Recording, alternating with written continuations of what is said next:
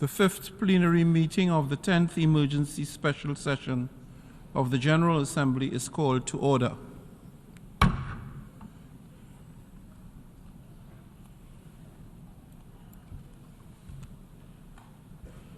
The General Assembly will continue its consideration of Agenda Item 5, entitled Illegal Israeli Actions in Occupied East Jerusalem and the Rest of the Occupied Palestinian Territory.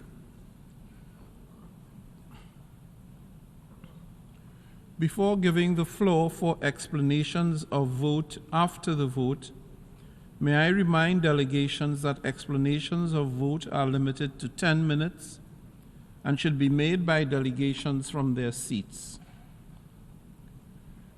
I now give the floor to the delegation of Panama. Gracias, señor presidente. Tras una cuidadosa consideración y deliberación, Panamá ha decidido apoyar esta resolución.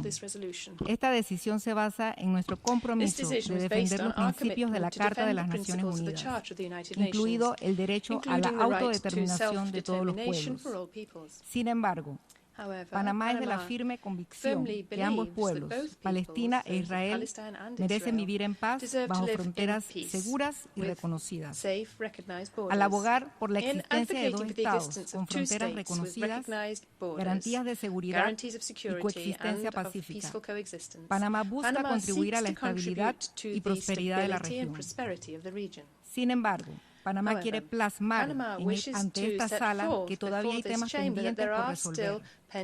La motivación del voto a favor de la membresía de Palestina corresponde al sentir que también Palestina tenga una tribuna en la cual pueda expresar sus anhelos de paz, al igual que lo hace Israel.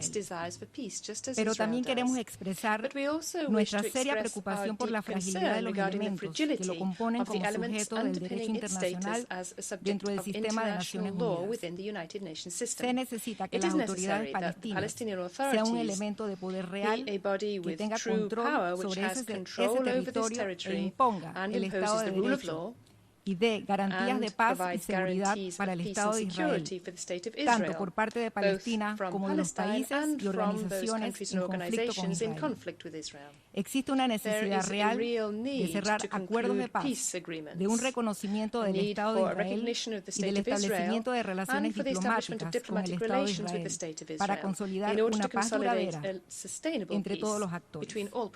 Esta decisión es motivada por nuestro compromiso de fomentar el diálogo, la confianza y una resolución pacífica al prolongado conflicto en el Medio Oriente. Creemos que este voto refleja nuestra dedicación a promover una paz justa y sostenible para todas las partes involucradas. Por ende, es de suma importancia que se liberen los rehenes israelíes que aún no han sido liberados y se establezca un cese al fuego inmediato. Instamos a la comunidad internacional a renovar sus esfuerzos para lograr una solución justa y duradera al conflicto israelo-palestino, basado en el derecho internacional y las resoluciones pertinentes de la ONU, incluida la solución de dos estados viviendo en paz y seguridad. Muchas gracias, señor presidente. I thank you, President.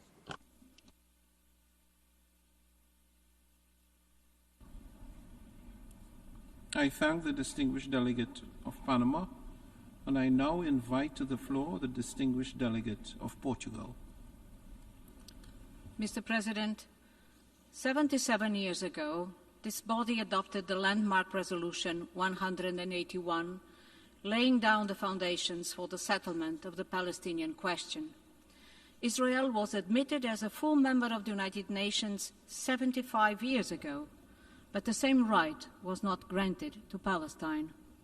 Therefore, today we voted in favor, and we welcome the adoption of this General Assembly resolution. We also welcome the enhancement of the rights of Palestine until the Security Council ultimately agrees to recommend its full membership.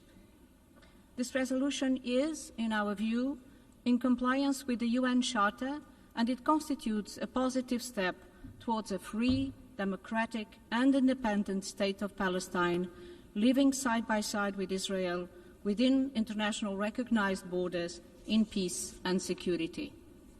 Portugal remains committed to taking concrete, meaningful steps towards peace and the implementation of a two-state solution. In light of those objectives, we note the most recent bilateral recognitions of the State of Palestine, and we remain engaged in discussions with our partners in this regard. Mr. President, despite the numerous calls against a military ground offensive in Rafah, Israel issued an evacuation order to displace more than 100,000 Palestinians. The rest of the Gaza Strip continues to face bombardments and destruction, and there are more impediments in place for the humanitarian aid to reach those in need. The basic tenets of international humanitarian law are incompatible with such evacuation order, which may amount to forcible transfers. Preventing further loss of life is an urgent priority. Once again, Portugal condemns the horrific terror acts perpetrated by Hamas against Israel on October the 7th. We reaffirm our call for the immediate and unconditional release of the hostages held captive by Hamas and other militant groups in Gaza. And once again, we uphold the need to fully respect international humanitarian law and reiterate that the collective punishment of civilian population is unacceptable. Therefore, we reiterate our call for an immediate ceasefire in Gaza and the immediate use of every humanitarian land crossing and entry points into the Strip at its maximum capacity and for as long as necessary. Furthermore, Portugal fully supports all credible diplomatic efforts for a sustainable peace process. This war must come to an end. The world is calling for it. I thank you.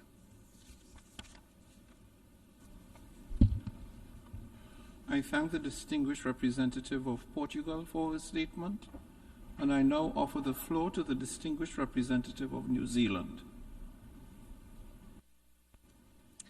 President, New Zealand voted yes on the resolution before the General Assembly today. We approach the resolution in a constructive and practical manner.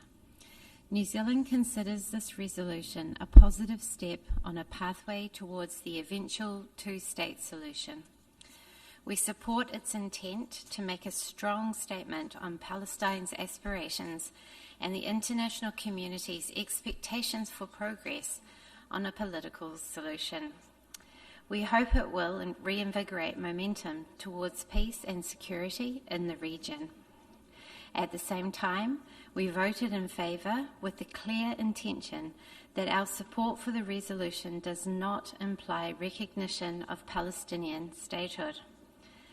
The resolution also does not confer full UN membership, which requires a recommendation from the Security Council in accordance with Article 4 of the UN Charter. A Palestinian state is an integral part of New Zealand's long-held position on the fundamental right of the Palestinian people to self-determination and support for a two-state solution. We view this as a when, not if, question. New Zealand also recognises the importance of Palestinian participation in the UN and other international bodies. We supported Resolution 67/19 in 2012. We believe that recognition of Palestinian statehood and admitting it as a full member of the United Nations is inevitable. We do not consider now, in the middle of the current crisis, to be the optimal time to progress the issue of full statehood. Some important issues, such as the political authority of a future Palestinian state, remain unsettled. New Zealand calls on the parties to the conflict in Gaza and all those who exercise influence over the parties to focus attention on the needs of the moment. We must see an immediate ceasefire, the release of hostages, and a significant increase of aid into Gaza to avoid further humanitarian catastrophe and to create a lasting pathway to peace. Thank you very much. I thank the distinguished representative of New Zealand for his statement, and I now give the floor to the distinguished representative of Hungary. Mr. President, Hungary is strongly committed to the Charter of the United Nations, and this has informed our vote today on the resolution on the admission of the new members to the United Nations. Our position does not prejudge or jeopardize our long-standing commitment to the two-state solution. Hungary recognizes the right to self-determination of the people of Palestine, and in the spirit of solidarity, Hungary recognized the declaration of the Palestinian state in 1988. Our position here today is guided by the wish to preserve legal clarity and diligent processes within the institution of the UN, regarding both the admission process as well as the participation in the UN General Assembly's work. We believe that at present, the current resolution is not conducive to easing the situation and finding a peaceful solution to the conflict in the Middle East. In fact, it may directly contribute to its escalation. We must recall our condemnation of the terrorist attacks committed by the terrorist organization Hamas on 7 October, which have ignited the current war in Gaza and have affected the regional and global stability alike. We also reiterate our call for the immediate and unconditional release of the remaining hostages taken by the terrorist organizations. While debating the present resolution, the aforementioned serious facts cannot be disregarded, as they are contrary to the spirit of the United Nations at the height of the current crisis. As for the procedure of admission of new members, Article 4 of the UN Charter and Rules 136 and 137 of the Rules of Procedure of the General Assembly lay out a clear process. This process starts with the Security Council's recommendation that, by its very nature, must be positive. It is our view that in the absence of such a recommendation, necessitated by paragraph 2 of Article 4 of the Charter, the General Assembly is not in a position to make such a determination as enshrined in OP1 of the present resolution. We see this as an ultra-virus action that is not in line with the relevant rules and can set a detrimental precedent for the future. Hungary reiterates its commitment to work with all partners to end the crisis in Gaza without delay and implement United Nations Security Council Resolution 2728, including through reaching an immediate ceasefire and the unconditional release of all hostages, as well as providing full, rapid, safe, and unhindered access to humanitarian aid at scale for Palestinians in need.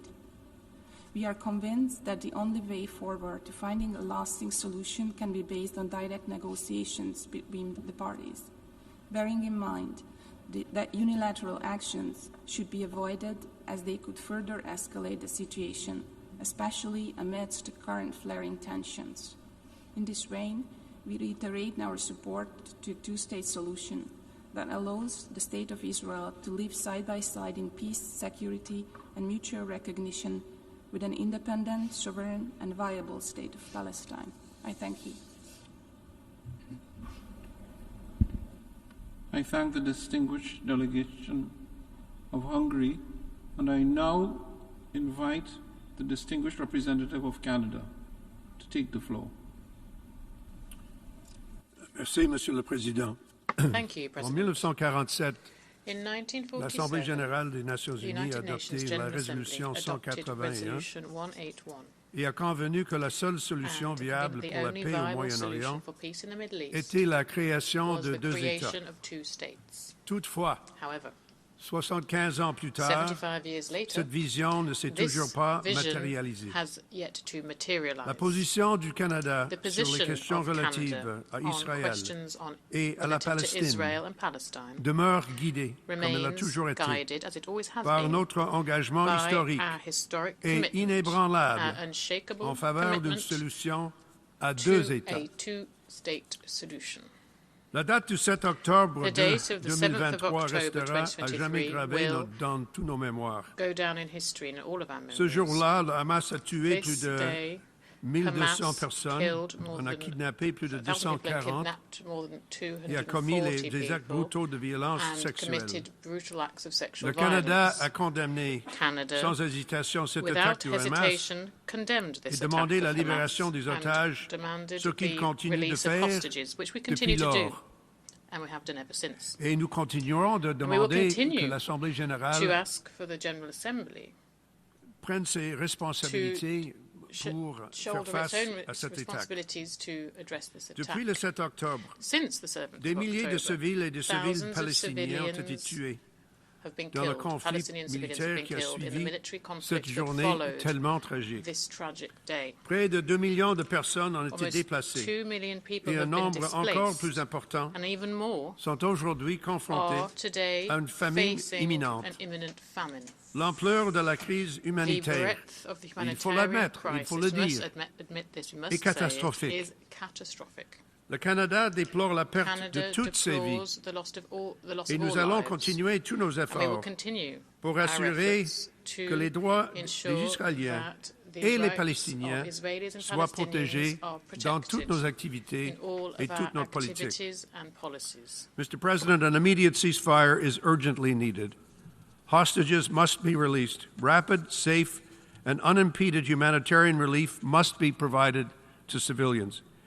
Israel should refrain from further military operations in Rafah, which are already bringing devastating humanitarian consequences. Canada's approach to this crisis and to this vote today is guided by three key principles. The first is that Israel has the right to exist and to defend itself in accordance with international law. Second, that the Palestinian people must be able to realize their right to self-determination. And third, that the protection of civilians everywhere, not just on both sides of this conflict, but in all conflicts everywhere, that protection is paramount and a strict requirement under international humanitarian law. As the General Assembly has considered granting additional privileges for the Palestinian delegation at the United Nations, and recommending that the Security Council reconsider full United Nations membership for Palestine, Canada has decided to abstain today. Let me explain why. We agree with confirming the enhanced participation of Palestinian representatives in the UN. And I must say personally, I have appreciated the flexibility that the Palestinian delegation has shown in finalizing this resolution. We had good, fair, frank, and detailed discussions, and I think they have produced a better resolution as a result. But we still have concerns with this resolution despite best efforts, hence our abstention. It goes too far in determining that Palestinian statehood and a right to full membership has actually, on the ground, in reality, as opposed to in aspiration, that this has actually been achieved. The other fact which we must come to grips with, that Hamas, which many states, including Canada, consider to be a terrorist organization, a view that is totally confirmed by their behavior on October the 7th. It currently controls areas in Gaza, an essential part of the territory of the future state of Palestine. Hamas continues to hold hostages, has yet to lay down its arms or end its violent opposition to the existence of Israel. All Palestinians deserve to be led by a legitimate and representative government without the participation of a terrorist organization. At the same time, the Netanyahu government has made clear in its words and in its actions that it rejects the two-state solution. Illegal settlements and settler violence in the West Bank are growing at alarming rates, often with impunity. We believe there must be continued progress towards Palestinian self-determination, and we will not and cannot afford to give up. It is clear that we must urgently rebuild a credible path to achieving the two-state solution, one that gives hope to both Palestinians and Israelis that they may live side by side in peace, security, and dignity. That process cannot delay indefinitely the creation of a Palestinian state. Canada is prepared to recognize the state of Palestine at the time that is most conducive to lasting peace, and let me make it clear, not necessarily as the last step along that path. There is still work to be done, but Canada's commitment to the two-state solution, including recognition of the state of Palestine when it is appropriate, is very much there. We will also continue to support efforts towards peace and regional stability. We will maximize pressure on Hamas and the Iranian regime, including through sanctions. We will impose sanctions on extremist settlers. We will support strengthening the Palestinian Authority and the introduction of reforms to deliver for Palestinians. We are further committed to supporting the recovery and reconstruction of Gaza in the context of a sustainable peace. The solution also needs to be regional, and it also needs to include the full integration of Israel in the Middle East. Canada will continue working with the international community and will keep at the center of its efforts the need for long-term security guarantees for Israel, as well as the national aspirations of Palestinians. Together, we must redouble our efforts to fully realize the vision that was first articulated by the General Assembly in 1947. We owe it to the Israeli and Palestinian peoples who deserve a brighter future and a sustainable peace. Peace requires, above all, empathy. It requires an understanding of every nation's and every people's search for dignity and for recognition. Let's be very clear. There are many states which still today do not recognize the State of Israel. It has been a member nation of the United Nations since 1948.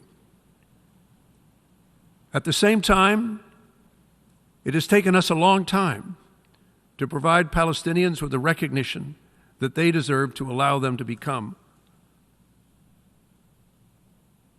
a member of not only this organization, but of others. As I've said, that work still rests to be done. But in order to do it, it is going to require a leap of faith and imagination that takes us past some of the words we've heard spoken here today. We must all understand that not all Palestinians are terrorists.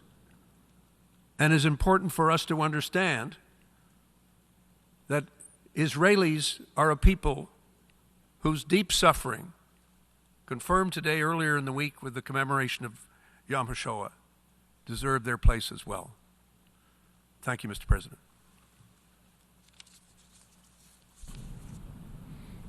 I thank the distinguished representative of Canada for his statement, and I now invite to the floor the distinguished representative of Cabo Verde. Thank you, Mr. President. It is my honor to take the floor for a declaration after voting this morning in favor of resolution on the admission of new members to the UN. Cabo Verde voted in favor of the resolution guided by the purposes and principles of the charters of the United Nations and stresses in this regard the principle of equal rights and self-determination for people. We also recognize the importance of maintaining and strengthening international peace founded upon freedom, equality, justice, and respect for the fundamental human rights. Our Constitution underlines that our country, and I quote, is governed in international relations by the principles and respect for international law and human rights, and also it participates in the international fight against terrorism and transnational crime, end of quote. For this reason, my country did not hesitate to condemn the heinous attacks perpetrated by Hamas on October 7, 2023. We also condemn the holding of hostages and reiterate our call for their release. Cape Verde condemns all forms of terrorism and/or extremism and recognizes the right of the State of Israel to live in peace and security, as well as its right to defend itself, in compliance with international humanitarian law. We condemn, however, the escalation of violence and destruction that has taken place in Palestine, in particular Gaza, since last October, resulting in dramatic numbers of loss of human life, including children, women, and humanitarian workers. The government of Cabo Verde has always made and continues to make a very clear distinction between extremist movements and the Palestinian people. And Palestinian people should deserve the full support of the international community, especially in the current context of humanitarian catastrophe. For the government of Cabo Verde, it is important that the mechanisms of dialogue for peace are preserved, that humanitarian aid in this context is strengthened, and that the principles of international humanitarian law are observed in strict respect for the Charter of the United Nations and the Geneva Conventions. Cabo Verde recognizes the right of the Palestinian people to establish their own state in accordance with the relevant United Nations resolutions and encourages all efforts to achieve this goal through negotiations. Two states and their respective people living in peace and security, side by side. This is the only durable solution to the conflict. The government of Cabo Verde reiterates its position on the Israel-Hamas conflict and stresses that the Palestinian population must deserve the full support of the international community, especially in the context of the current severe humanitarian situation. For the reasons set out above, Cabo Verde voted in favor of the resolution. Thank you, Mr. President. I should like to thank the distinguished representative of Cabo Verde, and I now invite to the floor the distinguished representative of Sweden. Thank you, Mr. President.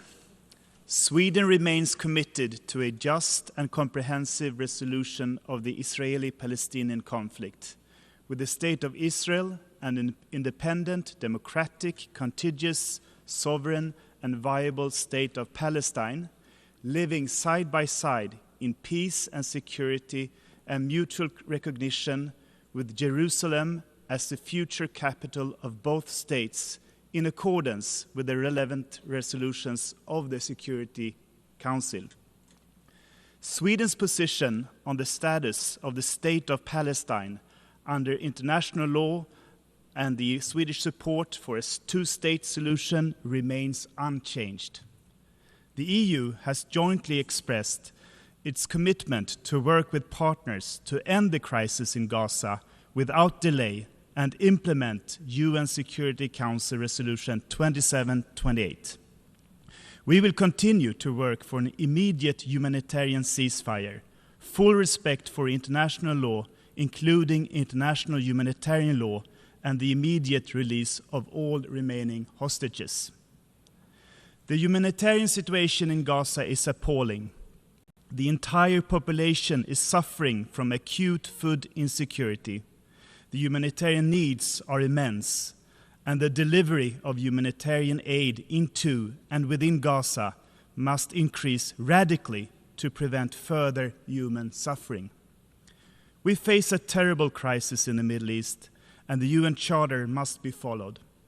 We believe that it would have been better if the regular process in the UN Security Council could have been followed, as now it does not help efforts to achieve a two-state solution. For this reason, Sweden abstained in the vote on this resolution. Thank you, Mr. Chair. I thank the distinguished representative of Sweden, and I now invite the distinguished representative of Guatemala to take the floor.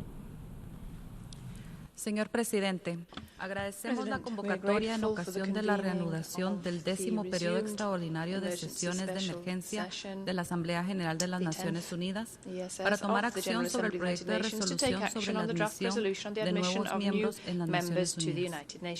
Señor Presidente, desde 1947 mi país ha mantenido la fuerte convicción en la coexistencia pacífica del pueblo de Israel y el pueblo palestino, basada en la preeminencia del derecho internacional, para alcanzar una solución pacífica, integral y definitiva de esta controversia. Esto solamente es posible bajo la premisa de dos estados, que atiendan las legítimas preocupaciones de seguridad de Israel y permita la consolidación de un Estado palestino que sea política y económicamente viable. Creemos que el Estado palestino debe convivir con Israel en virtud de fronteras claramente definidas, seguras, pacíficas e internacionalmente reconocidas de conformidad con las resoluciones pertinentes de las Naciones Unidas. Sobre estos preceptos, Guatemala reconoció desde el 8 de abril del año 2013 al Estado de Palestina como una nación independiente, soberana y libre. Señor Presidente, reconocemos la necesidad de buscar una solución pacífica al conflicto, abogando que la misma sea facilitada por la comunidad internacional y que las Naciones Unidas auspicien un proceso político encaminado a promover una paz justa y sostenible en la región, con el involucramiento de todas las partes concernidas. Sin embargo, para la consecución de la paz en la región, la comisión de actos terroristas no puede ser tolerada. Guatemala condena en los términos más enérgicos el ataque cometido por el grupo terrorista Hamas el 7 de octubre del 2023 en contra de la población israelí. Estos actos son contrarios a todos los principios en los que se fundamenta esta organización. De igual manera, continuamos exigiendo la liberación de todos los rehenes israelíes y de otras nacionalidades que siguen capturados por Hamas desde ese fatídico día.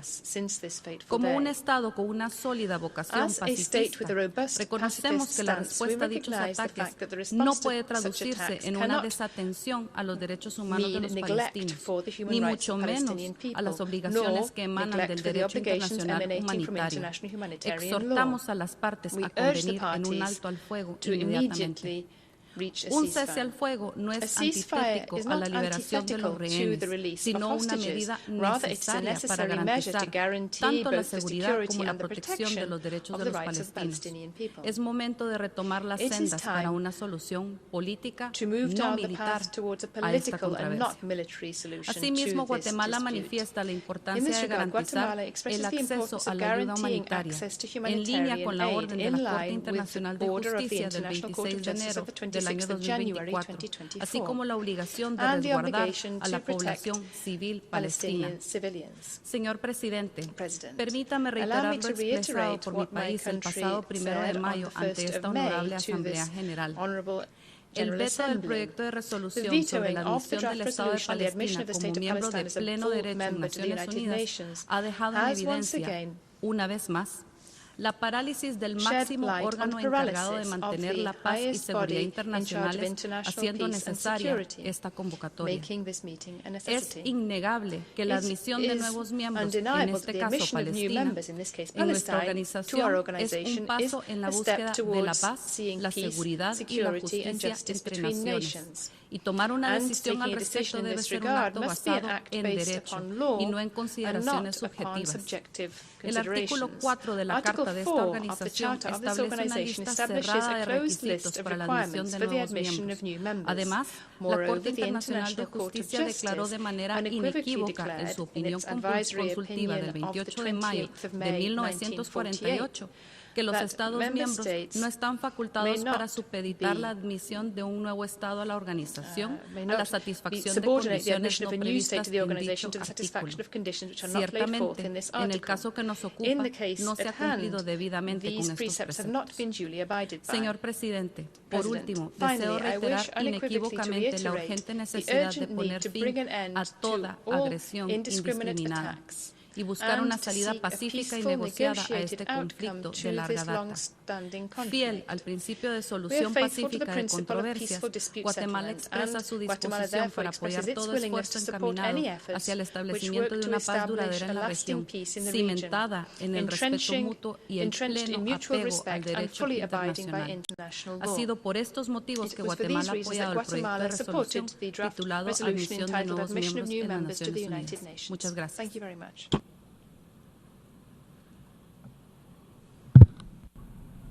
I should like to thank the distinguished delegate of Guatemala. And now I invite to the floor the distinguished delegate of Barbados. Mr. President, Excellencies, colleagues, Barbados voted in favor of this important General Assembly resolution. Barbados strongly supports Palestine's application to join the UN as a full member. In this regard, we must register our regret at the veto that was cast in the Security Council and which has triggered today's session.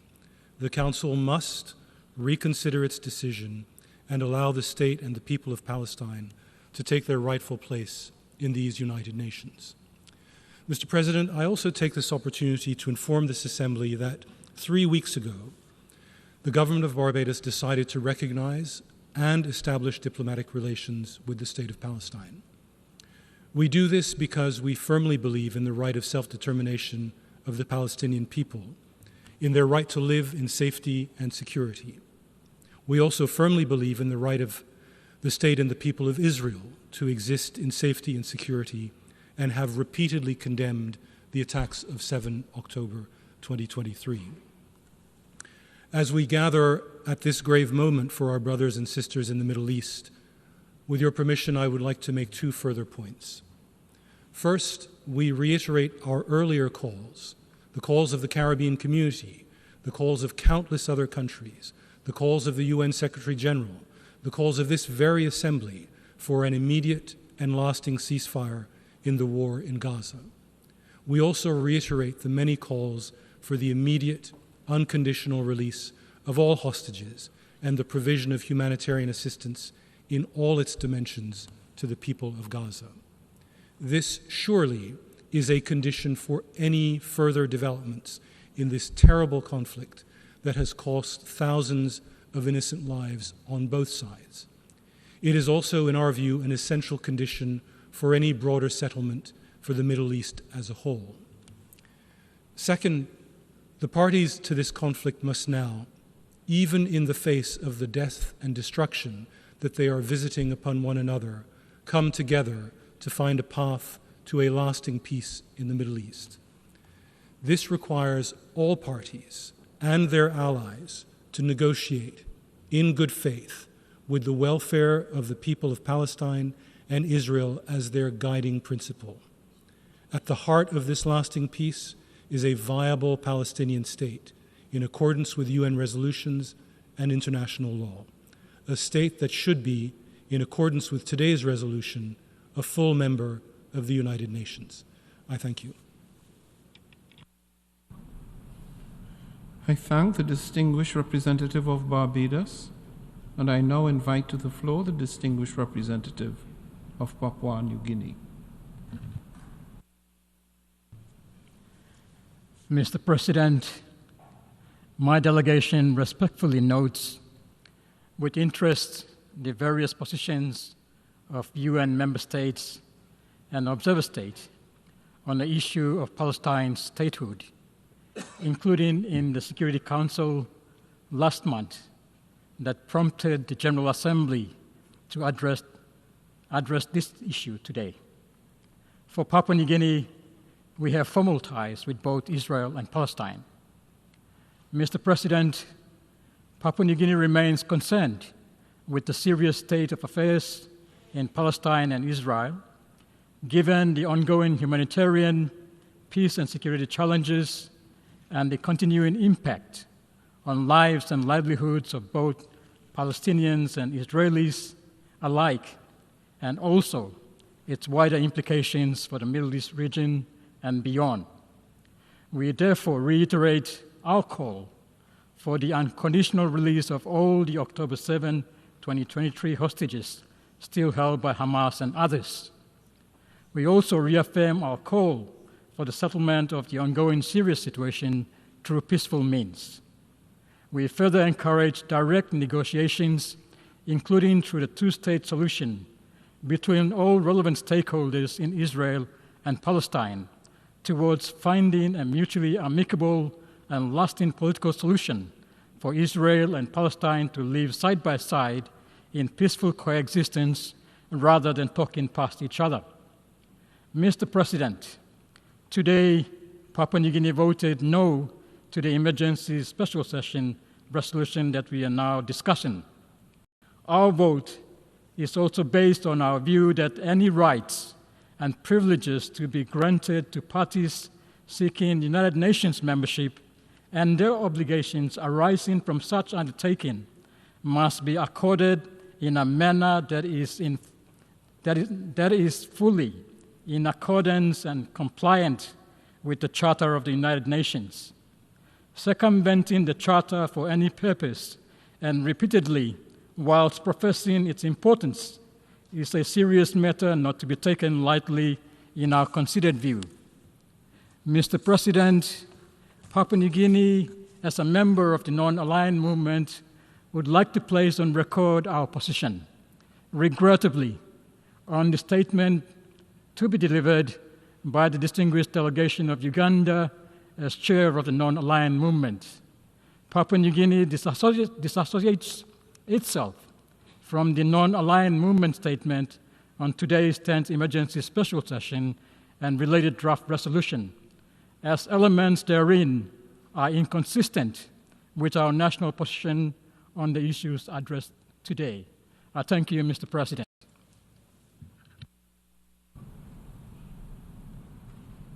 I thank the distinguished representative of Papua New Guinea, and I now invite to the floor the distinguished representative of Mexico. Señor Presidente, estimados colegas, dear colleagues, de 1947 a esta fecha, between 1947 and today, ningún otro asunto ha no ocupado other tanto matter has la taken atención up de las so Naciones much of the Unidas United Nations' como la attention cuestión de as the Palestina. question of Palestine. Desde ese año, la Since amplia that mayoría year, de los miembros de esta vast majority organización of the members of this organization hemos convenido have aquí que la agreed existencia de dos here estados, that the existence of uno two judío states, y otro árabe, one es Jewish, una the de las other condiciones Arab, is one of indispensables the para indispensable poner fin conditions al conflicto to en Medio put an end Oriente. to the conflict in the Tal Middle es el East. mandato de la resolución Such is the mandate of Resolution 181/2 que Roman condujo 2, a la creación del which Estado resulted de in the Israel creation en of the State of Israel in 1948 1948, y a su posterior admisión and a then esta its admission organización into this con el apoyo organization de mi país. with the support of my country.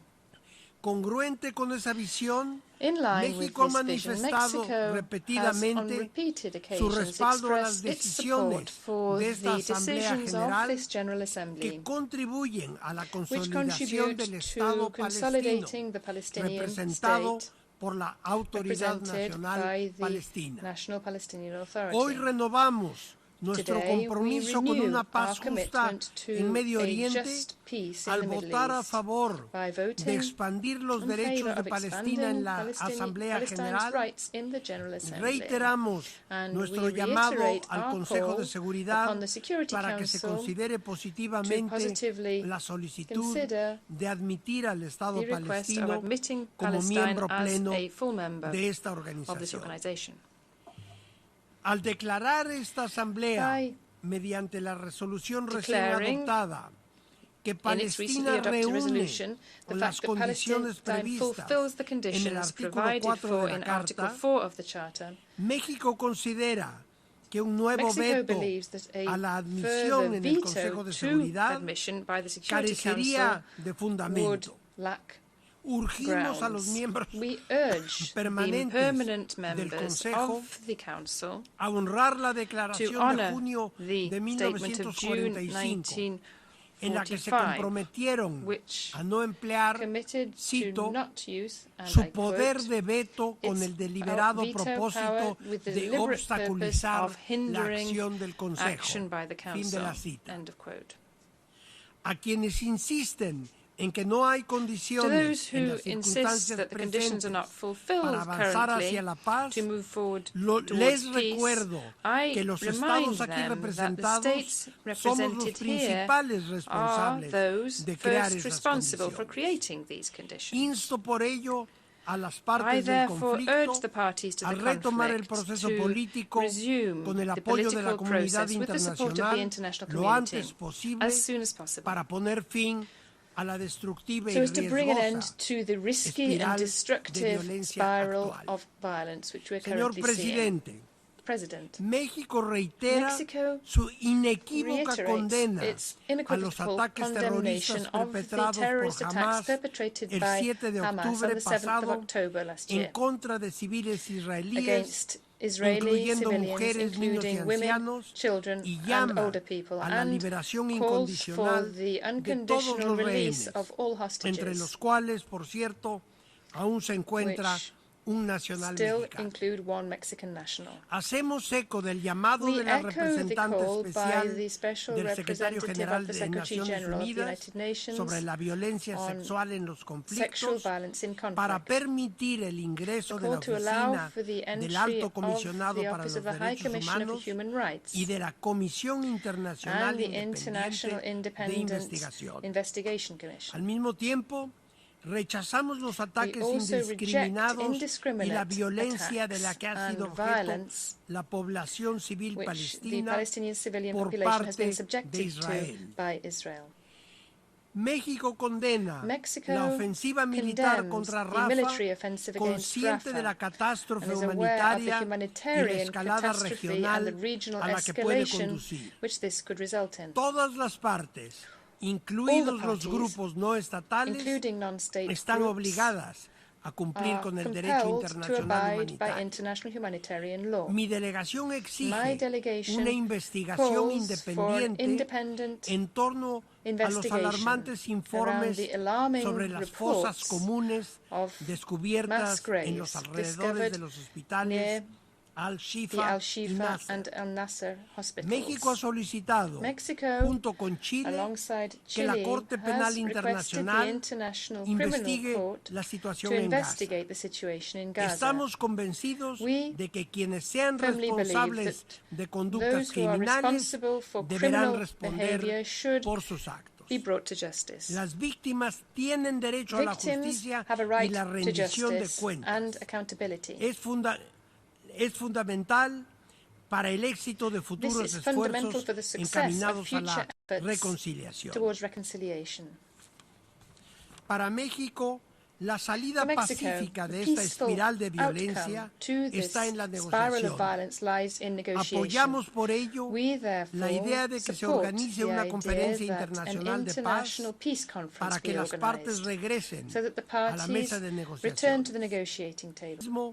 Los esfuerzos diplomáticos en curso para lograr un cese el fuego permanente y la liberación sin condiciones de todos los rehenes. México reafirma su apoyo a la solución de este conflicto que implique la existencia de dos estados, garantice la seguridad de Israel y permita la consolidación de un Estado palestino política y económicamente autónomo que conviva con Israel dentro de fronteras reconocidas internacionalmente de conformidad con las resoluciones pertinentes de las Naciones Unidas. Demos la bienvenida a Palestina como miembro con plenos derechos de esta organización, lo que contribuirá a encontrar una solución definitiva a un problema que ha aquejado a la comunidad internacional durante demasiadas décadas. Muchas gracias. I thank the distinguished representative of Mexico for his statement, and I now invite the distinguished representative of Jamaica to take the floor. Mr. President, let me begin by thanking you for reconvening this 10th Emergency Special Session of the General Assembly today. On the 22nd of April 2024, the government of Jamaica took the decision to recognize the state of Palestine, with Barbados having done so a few days earlier, and Trinidad and Tobago and the Commonwealth of the Bahamas joining the list of UN member states that recognize the state of Palestine. It is worthy of note that all 14 CARICOM member states have now recognized Palestine. Mr. President, consideration of the question of Palestinian membership in the UN must be made in the context of recent developments in the Middle East. The attacks by Hamas on Israel on 7th October 2023, and Israel's sustained military response in Gaza since that time. The government of Jamaica not only condemned the abhorrent action of Hamas, but joined the international community in reiterating our deep concern about the significant loss of lives and dislocation and the still unfolding humanitarian crisis arising from the ongoing hostilities in Gaza. We have been lending our voice to efforts at the regional and multilateral levels to bring an end to the hostilities, to ensure that the humanitarian crisis is addressed as a matter of urgency. Jamaica has also supported several United Nations resolutions on the situation in Palestine and supported the invocation by the Secretary General of Article 99 of the Charter to have the Security Council consider the unfolding humanitarian crisis. We have also consistently called for the release of all hostages. Palestine's renewed request on the 2nd of April for the formal consideration by the Security Council of its application for UN membership follows an unsuccessful application for membership in 2011. In 2012, Palestine was granted the status of UN Permanent Observer by the General Assembly, a position which Jamaica also then supported. Mr. President, Jamaica's position on this matter is based on our commitment to the UN Charter, our strong advocacy for the right of peoples to self-determination, our fundamental belief in multilateralism and the rule of law, and the promotion of human rights and international humanitarian law.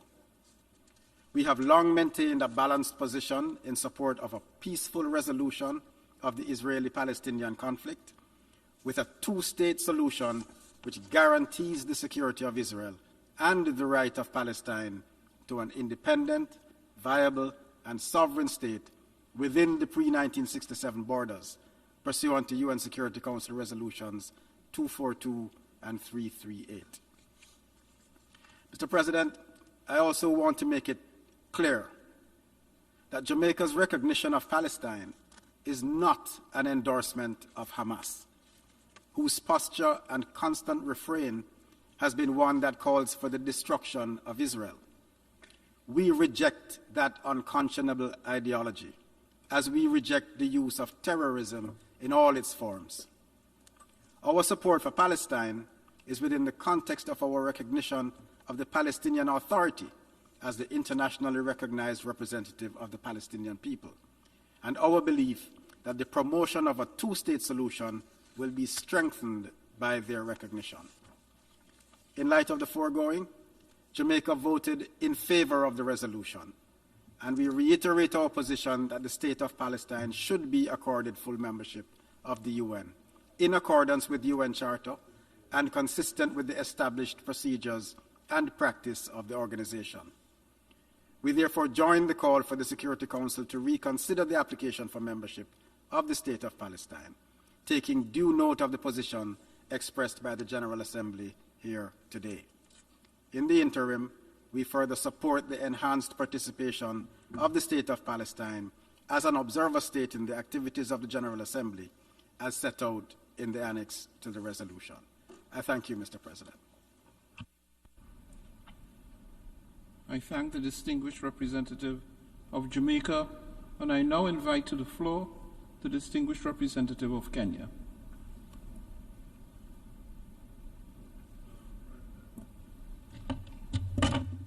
Mr. Mr. President, the Palestinian people honor us with their application to become full members of the United Nations. Kenya was proud to vote for today's historic resolution enabling additional rights and privileges to the state of Palestine, and to urge the Security Council to reconsider this application as soon as possible. For decades, we have supported the right of the Palestinian people to self-determination. After all, our very identity as a free people, as an independent state, was forged from self-determination. When the United Nations was created in 1945, we were a colonial territory in which formerly free nations were under the brutal yoke of an imperial power. It was our struggle for independence as African nationalists, joined with other worldwide struggles, that won us independent Kenya. We cannot deny others who legitimately seek self-determination any more than we can deny our very being as a nation. The Palestinian people aspire for all facets of their governance to be sovereign and peace-loving, and to be reflected in a state that embraces the obligations of full membership, as demanded by Article 4 of the UN Charter. However, in the embattled Gaza and the increasingly troubled West Bank, the elusive grace of peace is a distant dream. The brutalities of the October 7th Hamas assault on Israel, which claimed over 1,200 lives and led to the abduction of 240 civilians and soldiers, stands as a grievous chapter in the annals of conflict. This act of terror, which Kenya sternly and unequivocally condemns, is a stark violation of the sanctity of life and peace.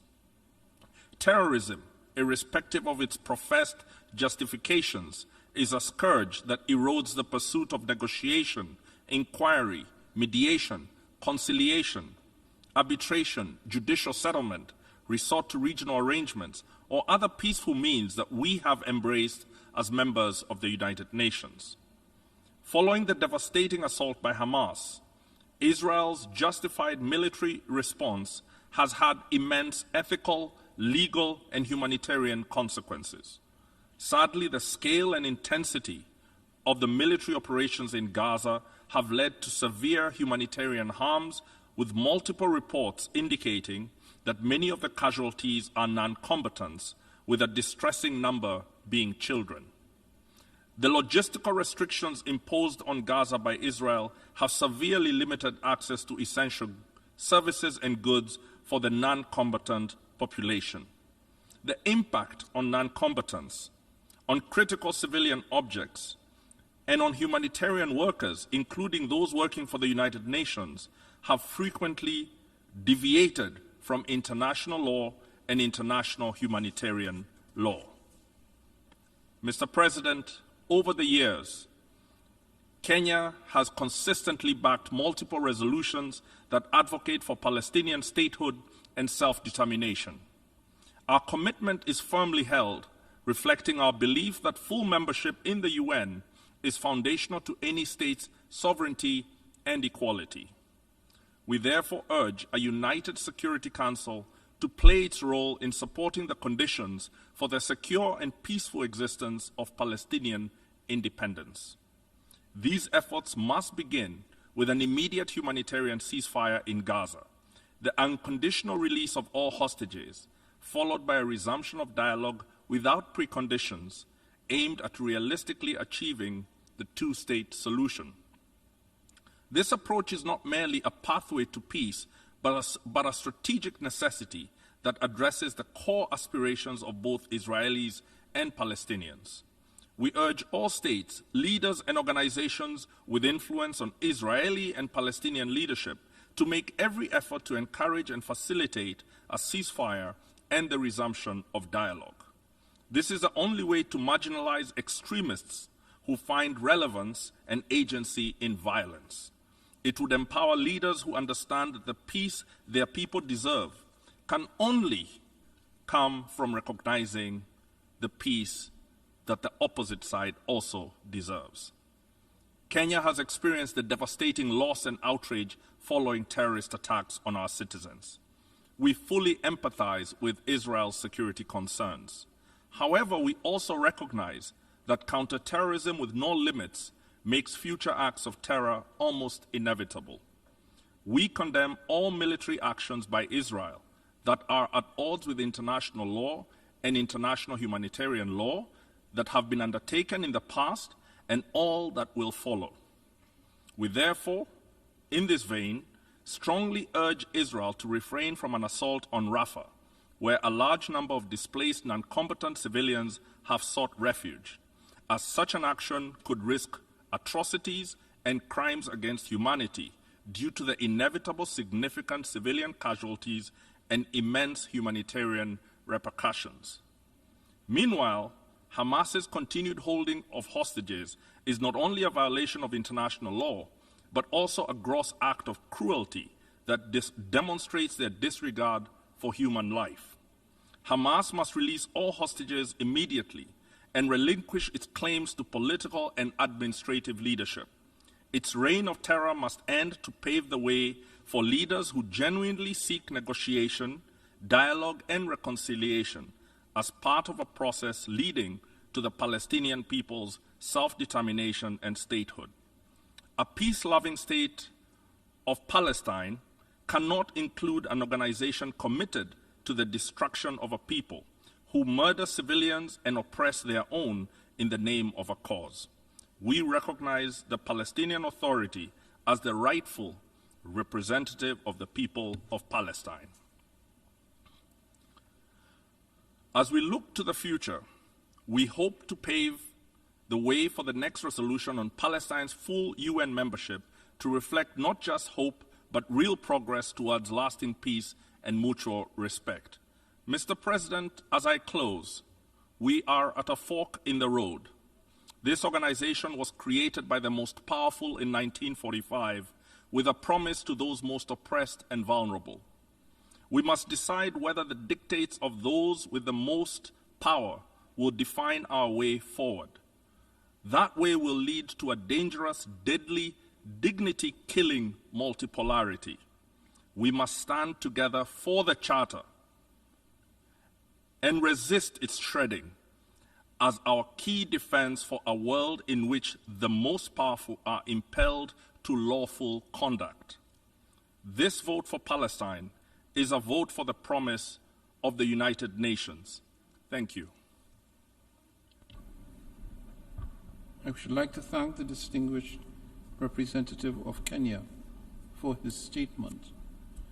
We have now heard the last speaker in explanation of vote after the vote. As agreed earlier, the Assembly will now resume its debate on Agenda Item 5. In respect of which, I now invite the distinguished representative of Mauritania to take the floor, speaking on behalf of the Organization of Islamic Cooperation.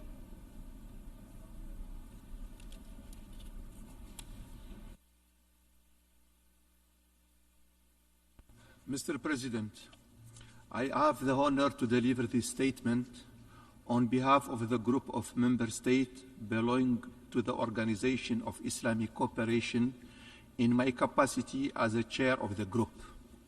Mr. President, let me begin by commending you for the resumption of the 10th Emergency Special Session to deliberate on the ongoing Israeli aggression against the Palestinian people in the occupied Palestinian territory, including the Gaza Strip.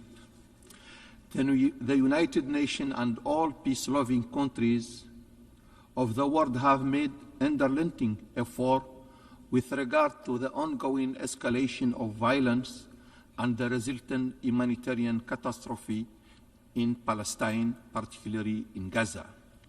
This situation has continued to deteriorate owing to the absence of a decisive response by the United Nations Security Council.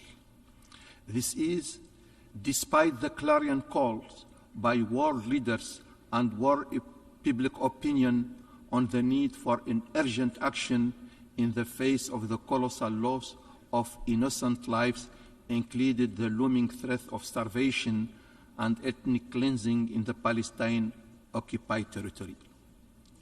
It is rather unfortunate that despite the rays of hope that followed the adoption of the resolution of this august body on 26 October 2023 and 12 December 2023, as well as the Subcommittee Security Council Resolution 2728 of 25 March 2024 on ceasefire in Gaza, the atrocities of the occupying power against the Palestinian civilian population in Gaza have multiplied considerably.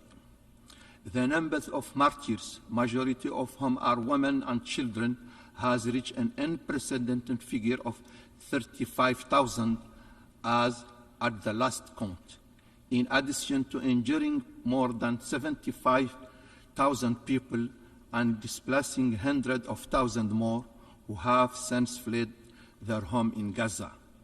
Israeli forces have launched a military attack on the city of Rafah, which houses more than 1 million inhabitants.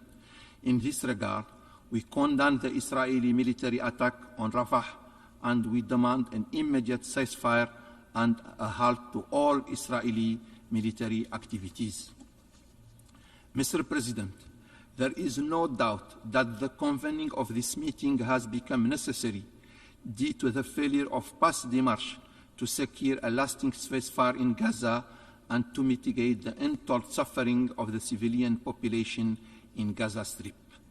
Since the adoption of the resolution by the last emergency special session, the series of diplomatic measures within the United Nations have not led to decisive action by the United Nations Security Council to stem the dangers of starvation and ethnic cleansing in Gaza and elsewhere in the occupied Palestinian territory. Regrettably, the resolution of United Nations Security Council, which called for a humanitarian ceasefire during the past month of Ramadan, has remained largely unimplemented, while the draft resolution calling for the granting of permanent membership of the State of Palestine was defeated owing to the veto cast by a permanent member of the Security Council. Notwithstanding the foregoing gloomy picture, we wish to hereby reiterate our appreciation for the measures taken by the United Nations Secretariat for providing relief and humanitarian assistance to the besieged Palestinian people of Gaza. In this regard, we commend the support services provided by the United Nations Relief Agency, UNRWA, and commissary with the Secretary General and families of those aid workers who made the ultimate sacrifice in Palestine. This humanitarian service have remained very valuable, and they provide relief as well as a social and humanitarian service to the inhabitants of the occupied Palestinian territory. In the face of persistent military aggression and organized terrorism by Israeli settlers supported by the occupying power.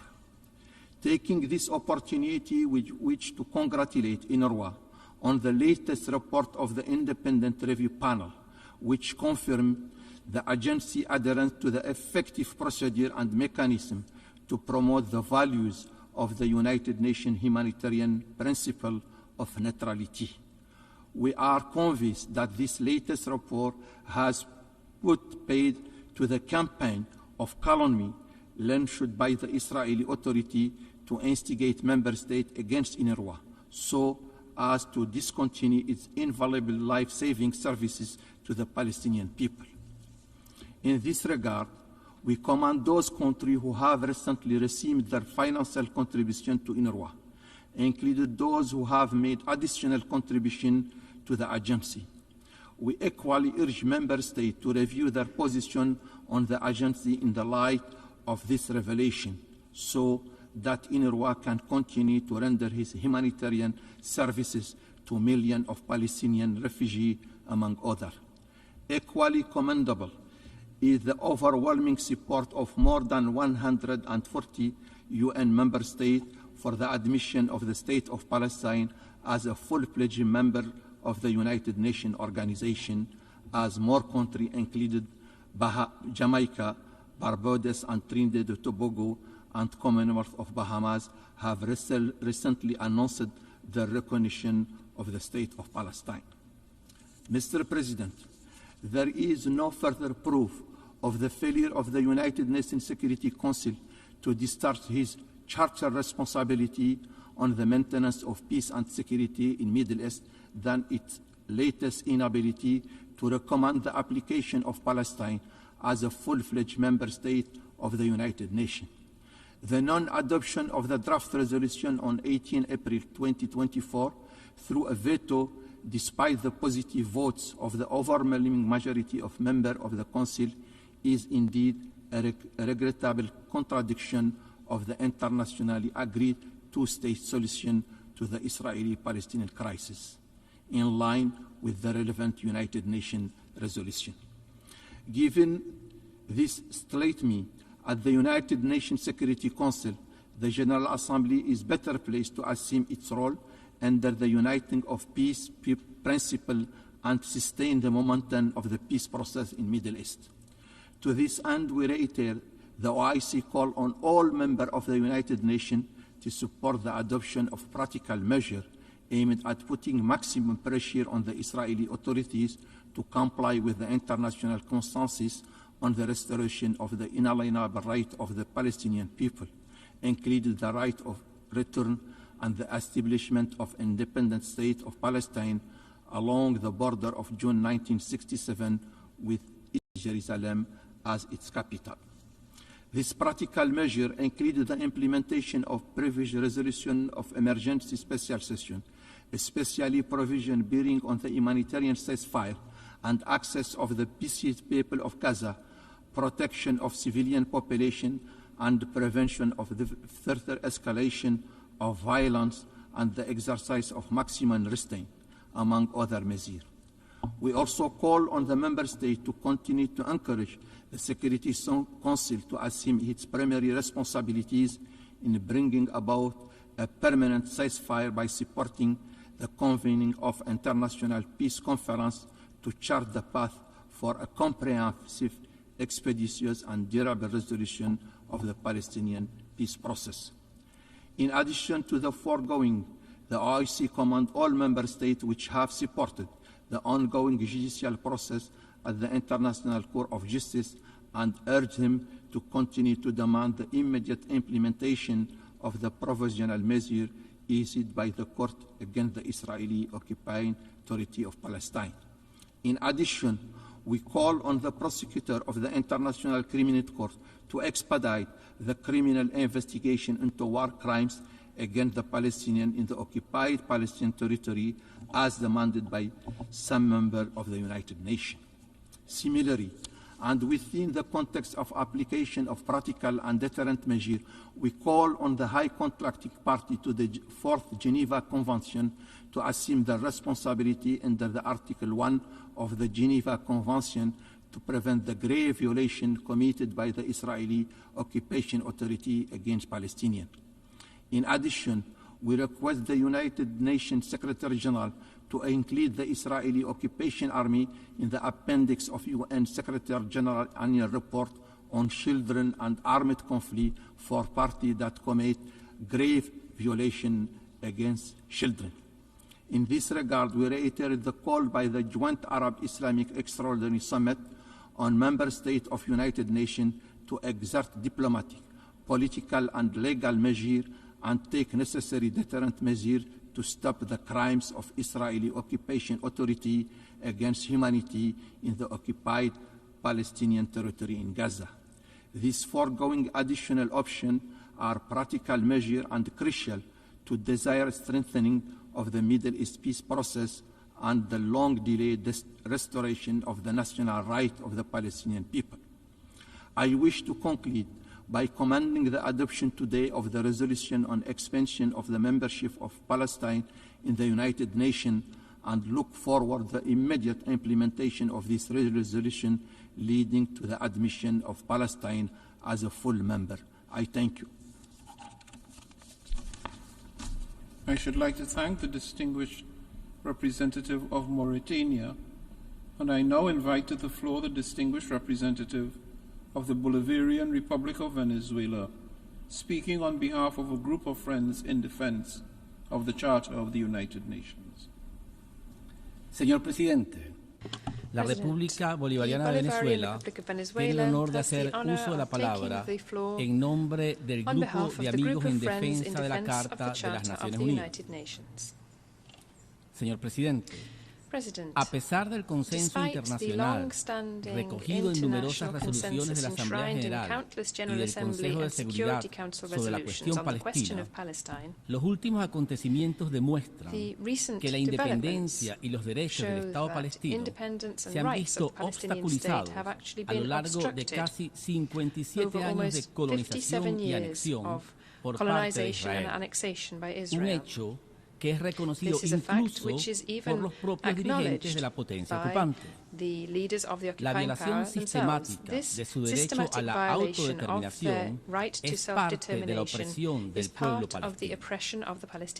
Hoy, los miembros responsables de la comunidad internacional tenemos la oportunidad de cumplir nuestra promesa de independencia al pueblo palestino y de reparar esa injusticia histórica con medidas concretas, prácticas y positivas. Señor Presidente, por más de 76 años, Israel se ha negado a reconocer la existencia misma del pueblo palestino y su derecho a la libre determinación. Por más de 76 años, la potencia ocupante lo ha hecho todo, desde políticas de apartheid y ocupación hasta asentamientos ilegales, desde asedios y bloqueos hasta demoliciones de viviendas, desde brutalidad militar y terror generalizado hasta crímenes de guerra y crímenes de lesa humanidad. Todo con el objetivo de socavar la solución de los dos estados y la independencia y soberanía definitiva del Estado de Palestina, con Jerusalén Oriental, Al-Quds al-Sharif como su capital en las fronteras previas a 1967, lo cual es la piedra angular para alcanzar una solución justa y duradera. Estas políticas y prácticas criminales que el pueblo palestino ha soportado con resistencia y dignidad son una demostración de la convicción de Israel de que está por encima de la ley y de que puede violarla sin rendir cuenta de sus actos. Esta peligrosa percepción es el resultado de años de impunidad que no han hecho sino envalentonar a la potencia ocupante para continuar con sus planes coloniales de expansión y la aniquilación del pueblo palestino mediante la violencia y el terror, en un claro desprecio por los principios de la Carta de las Naciones Unidas, las normas, incluido el derecho internacional humanitario y las resoluciones tanto de la Asamblea General como del Consejo de Seguridad relativas a la cuestión palestina. Estas últimas en particular son jurídicamente vinculantes y deben ser acatadas e inmediatamente implementadas por Israel. El desprecio de la potencia ocupante por el derecho internacional no es más que el resultado de un marco de impunidad que históricamente le ha facilitado uno de los miembros permanentes del Consejo de Seguridad, los Estados Unidos de América, el cual recientemente vetó la admisión del Estado de Palestina como un Estado miembro de pleno derecho de las Naciones Unidas, a pesar del apoyo de la rotunda mayoría en ese órgano. Es precisamente este veto que Israel ejerce de facto a través de uno de sus aliados más cercanos en el órgano encargado de mantener la paz y la seguridad internacional, el que ha permitido a la potencia ocupante creer que debe tener voz y voto en la cuestión de la independencia y la soberanía del Estado de Palestina, y así como en su admisión en las Naciones Unidas como Estado miembro. Israel cree que puede frustrar la realización de este derecho indefinidamente. Señor Presidente, algunos han afirmado que es prematuro tomar medidas sobre la cuestión de la admisión del Estado de Palestina como Estado miembro de las Naciones Unidas. A esos países que hoy son el principal obstáculo para la paz y la estabilidad, tanto en Palestina como en el Medio Oriente en su conjunto, les preguntamos: ¿cómo es posible que una decisión sea prematura luego de 12 años desde que el Estado de Palestina presentara su solicitud de admisión como miembro ante el Consejo de Seguridad? ¿Cómo puede ser prematuro cuando Palestina, un Estado amante de la paz en el sentido del artículo 4 de la Carta de las Naciones Unidas, ha esperado 50 años en calidad de observador en esta organización? ¿Cómo puede ser prematura la realización de las legítimas aspiraciones nacionales del pueblo palestino cuando éstas se han retrasado más de 75 años? Señor Presidente, no podemos continuar perpetuando ad infinitum este asunto y por ello exigimos que, si realmente existe voluntad política como se afirma, las promesas se traduzcan en acciones concretas que nos lleven hacia el fin de uno de los conflictos más dolorosos de nuestros tiempos. Volver al statu quo anterior no es una opción.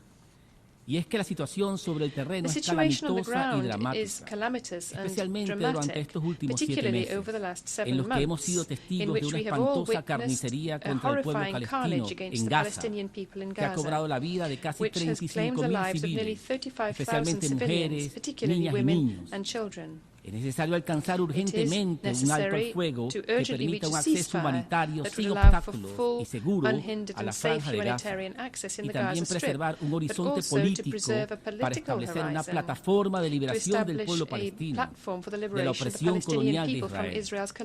Esta plataforma es precisamente la admisión del Estado de Palestina, hoy reconocido por 144 naciones como Estado miembro de pleno derecho de las Naciones Unidas. Por todo lo anterior, concluimos reiterando nuestro compromiso con la justa causa de Palestina, así como nuestra solidaridad con el heroico pueblo en su lucha. Igualmente, instamos a que se aborde la cuestión de la admisión del Estado de Palestina como Estado miembro de pleno derecho de las Naciones Unidas, como un acto de justicia y descolonización que permita la realización de los derechos inalienables del pueblo palestino a la libertad, a la autodeterminación y a la independencia. Un acto que permita al Estado de Palestina ocupar el lugar que le corresponde en la comunidad internacional. Muchas gracias, señor Presidente. I thank the representative of the Bolivarian Republic of Venezuela, and I now invite to the floor the distinguished representative of Uganda, speaking on behalf of the Non-Aligned Movement.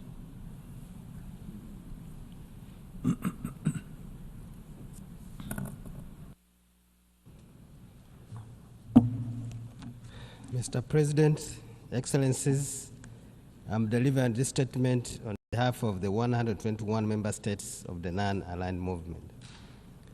Mr. President, you recall the resumption of the 10th Emergency Special Session on December 12, 2023, and the subsequent adoption of the General Assembly of Resolution A/RES/ES/10/22, entitled Protection of Civilians and Upholding Legal and Humanitarian Obligations. The General Assembly convenes once again, uniting for peace in this emergency special session in view of the veto cast in the United Nations Security Council on 18th April 2024, once again blocking Council action. This time, on the recommendation for the admission of the State of Palestine as a full member of the United Nations, further obstructing the international community's prolonged efforts to redress this urgent matter of international peace and security, and undermining the mandate of the Council in this regard.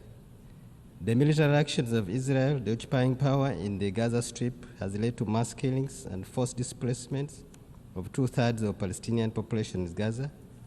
Over 34,000 Palestinians have been killed in the Gaza Strip in the period between October 2023 and April 2024.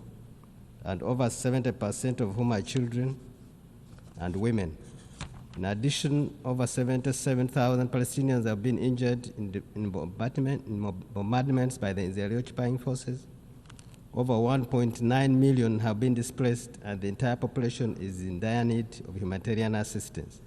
The conflict has also become a danger to humanitarian workers, medical personnel, and journalists. NAM deplores the punitive and human siege imposed by Israel on the Gaza Strip, depriving the Palestinian civilian population of basic needs, including access to food, water, medicines, and fuel, causing widespread hunger and diseases and onset of famine and epidemics. NAM condemns the Israeli military attack on Rafah and warns against its catastrophic ramifications.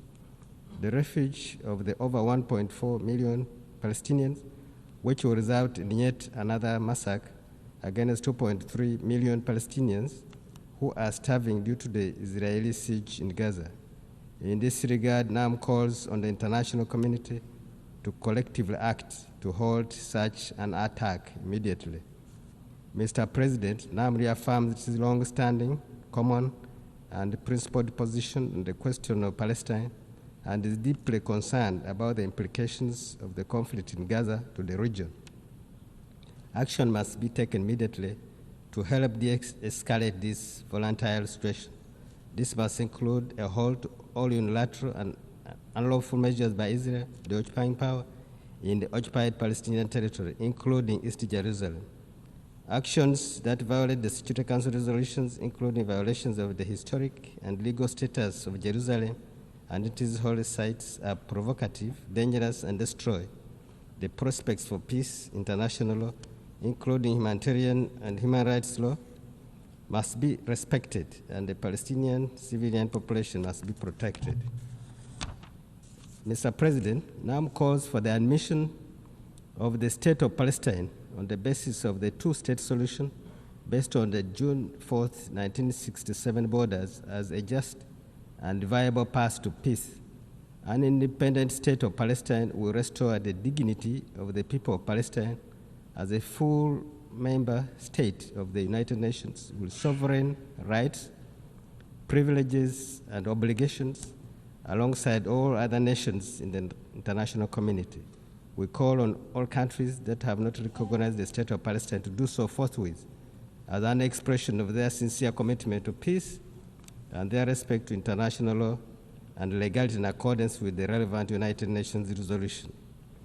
Mr. President, NAM gravely concerned about the failure to end Israel's aggression and siege on Gaza and grave breaches of international law, including humanitarian and human rights law, being perpetrated, and not with alarm the warnings by the United Nations Special Rapporteurs of an unfolding genocide in the Gaza Strip. We also note of the case initiated by South Africa, a member of the movement, against Israel at the International Court of Justice, seeking provisional measures to hold the aggression against the Palestinian people and stress the imperative of accountability for all war crimes and crimes against humanity. Now member states once again demand an immediate ceasefire and full implementation of Security Council resolutions 2712, 2720, and 2728. Reiterate their call for the continued provision of the needed humanitarian and socio-economic assistance to the Palestinian people, including the Palestinian refugees. The movement reaffirms the continued indispensability of the United Nations Relief and Works Agency for Palestinian Refugees in the Near East, UNRWA, along with other United Nations agencies and international organizations in alleviating their plight, and urges the international community to provide the agency with sufficient and predictable funding, ensuring the continuity of UNRWA and its significant contribution to regional stability is in accordance with its General Assembly mandate, must be of concern to all of us. To conclude, Mr. President, the movement seizes this opportunity to reiterate its call for collective international effort to uphold international law to bring an end to this historic and grave injustice. Now member states reaffirm their commitment in promoting a just, lasting, comprehensive, and peaceful solution to the question of Palestine in all its aspects, including for the plight of the Palestinian refugees, and reaffirm their support for the Palestinian people in their struggle to achieve justice and fulfill their inalienable rights and legitimate national aspirations, including to self-determination, freedom and independence in their sovereign and independent state of Palestine, with East Jerusalem as its capital, and stand ready to cooperate with and support the Security Council and the General Assembly for the fulfillment of all their respective responsibilities in this regard. I thank you, Mr. Chairman. Mr. President, thank you. I thank the distinguished representative of Uganda for his statement. And I now invite to the floor the distinguished representative of Egypt.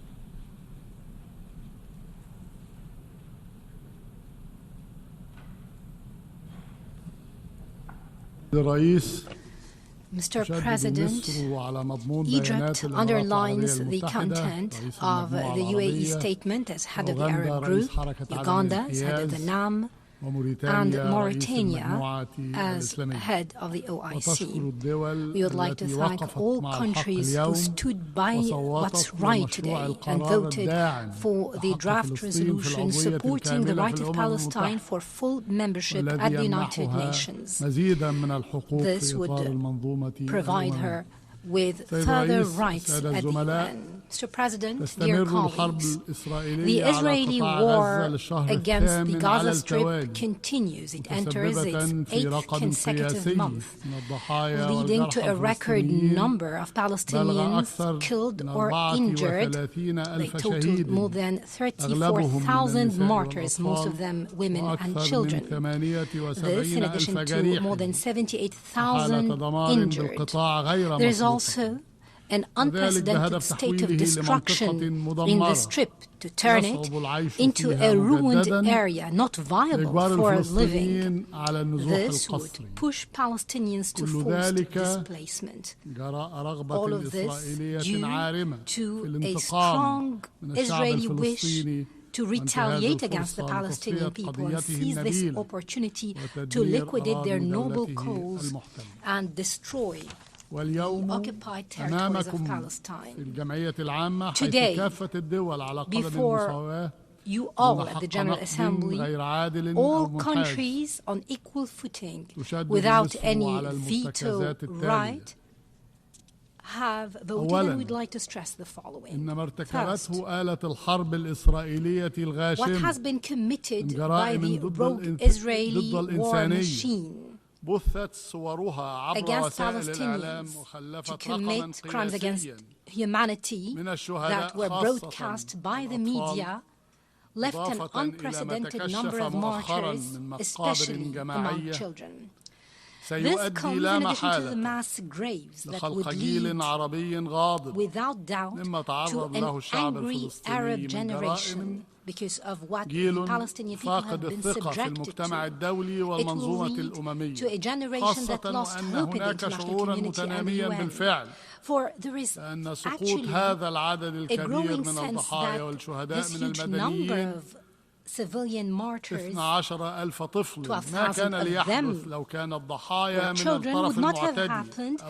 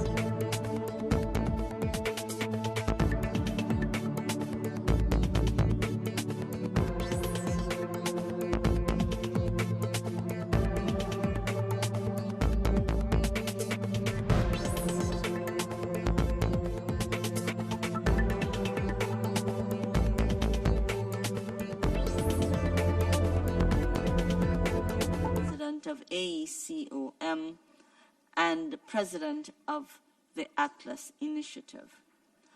I am also pleased to welcome the moderator, Ms. Catherine Ngila, Executive Director of the African Foundation for Women and Youth in Education, Sciences, Technology. From belittling the resolutions of the United Nations and their binding nature. Third,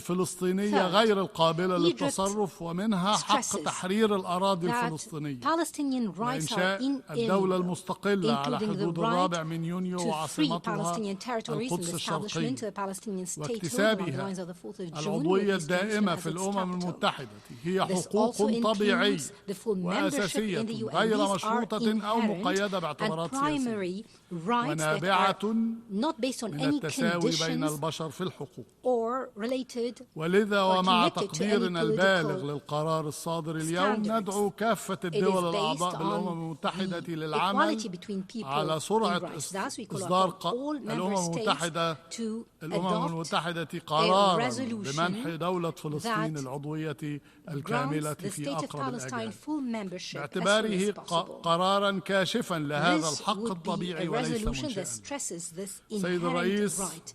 It will not establish a new right. Mr. President, granting Palestine full membership in the United Nations is the best way to revive the peace process الذي عملت إسرائيل بلا كلل على إجهاضه طوال العقود الماضية تارة بالأنشطة الاستيطانية غير القانونية التي لا مثيل لها في عالمنا المعاصر وتارة بالممارسات والجرائم المرتكبة بحق الفلسطينيين ومنها سلب الأراضي وهدم المنازل والمنشآت الفلسطينية وطرد الفلسطينيين من منازلهم ومساكنهم. سيد الرئيس، مصر هي أول من أقام السلام مع إسرائيل ومنطلق قوة وثقة بالنفس ووعي كاف بالتاريخ وما رسخه فيها من عمق حضاري مستمرة في جهودها الرامية لوقف إطلاق النار وإنفاذ المساعدات وفتح المعابر الإنسانية وذلك بالتنسيق مع قطر والولايات المتحدة الأمريكية وتطالب مصر المجتمع الدولي بأسره بالضغط على إسرائيل بالتجاوب مع جهود الوساطة الحتمية كما تطالب مصر كل من يحرص على استقرار الشرق الأوسط بإدانة ورفض العمليات العسكرية الإسرائيلية في رفح ومحيطها والتصدي لأي مخططات إسرائيلية رامية لتوسيع نطاق تلك العمليات العسكرية ووقفها فورا بما يسمح بإعادة فتح وتشغيل معبر رفح البري بشكل طبيعي وإنفاذ المساعدات تطبيقا لقرارات مجلس الأمن خاصة القرار 27/20 كما تطالب مصر أيضا بدعم وكالة الأونروا واستئناف تمويلها بشكل كامل. سيد الرئيس، السادة الزملاء، لم يعد هناك مجال لمزيد من إضاعة الوقت والتبرير واختلاق الأعذار بينما تراق دماء الأبرياء. واجب علينا جميعا إيقاف الحرب بشكل فوري وحماية المدنيين وعلاج المصابين. واجب علينا إنقاذ الأبرياء المنكوبين بل وإنقاذ مصداقية الأمم المتحدة أوقفوا الحرب الآن وضعوا العدوان قبل فوات الأوان وخالص الشكر. Thank you, Mr. President. I should like to thank the distinguished representative of Egypt for his statement. And I now invite the distinguished representative of China to take the floor.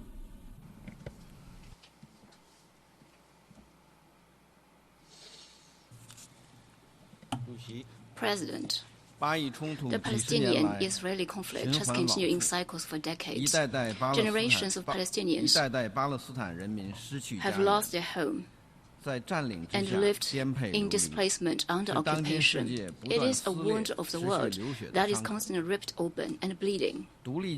Independent statehood has been a long-cherished aspiration of the Palestinian people, and full membership in the UN is a crucial step in this historic process. Palestine should have the same status as Israel, and the Palestinian people should enjoy the same rights as the Israeli people.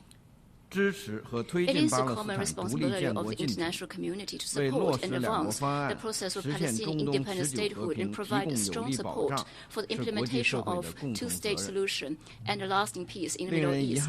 Regrettably, Palestine's application for full UN membership was mercilessly vetoed by the US in the Security Council on April 18th. On the Palestinian-Israeli issue, the U.S. has repeatedly used veto in an unjustified attempt to obstruct the international community's efforts to correct the historical injustice long visited on Palestine. It is not commensurate with the role of responsible major country.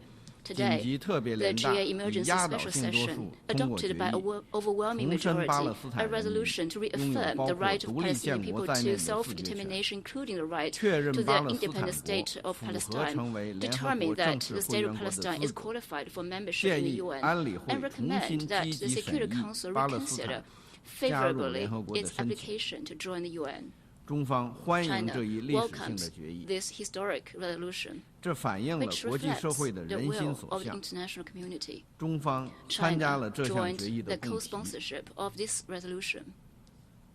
China supports the Security Council's early reconsideration of the application of the State of Palestine as mandated by the GA resolution, expects the relevant country to not create further delays or hurdles.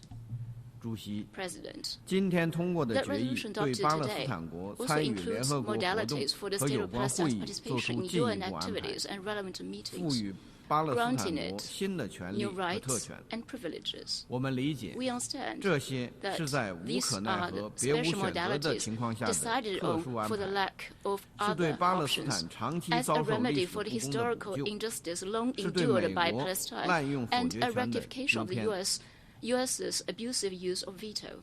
We believe that these special modalities adopted within the limits permitted by the UN Charter will enable the international community to listen more adequately to the voice of Palestine and help it to talk and negotiate with Israel on a relatively equal footing.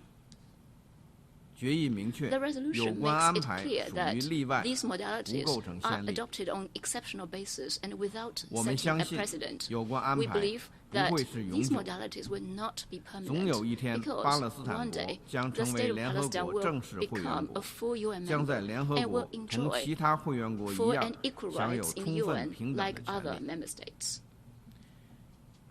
President, the crux of the intractable Palestinian-Israeli issue lies at the stalled implementation of the two-state solution. Over the years, Israel, as the occupying power, has worked ceaselessly to erode the basis of the two-state solution, and the ongoing conflict, already 7 months long, threatens to completely bury the prospect of the two-state solution. China urges Israel to stop collective punishment of the Gaza population, to halt its military offenses on Rafah, and to effectively remove all restrictions on the entry of humanitarian goods into Gaza. In the West Bank, Israel should cease all settlement activities and effectively curb the rising settler violence. China will continue to play a constructive role and make unremitting efforts for the immediate ceasefire, for the revitalization of the two-state solution, for the early realization of peaceful coexistence of Palestine and Israel, and for the lasting peace and stability in the Middle East. Thank you, President. I thank the distinguished representative of China, and I now invite to the floor the distinguished representative of the State of Qatar.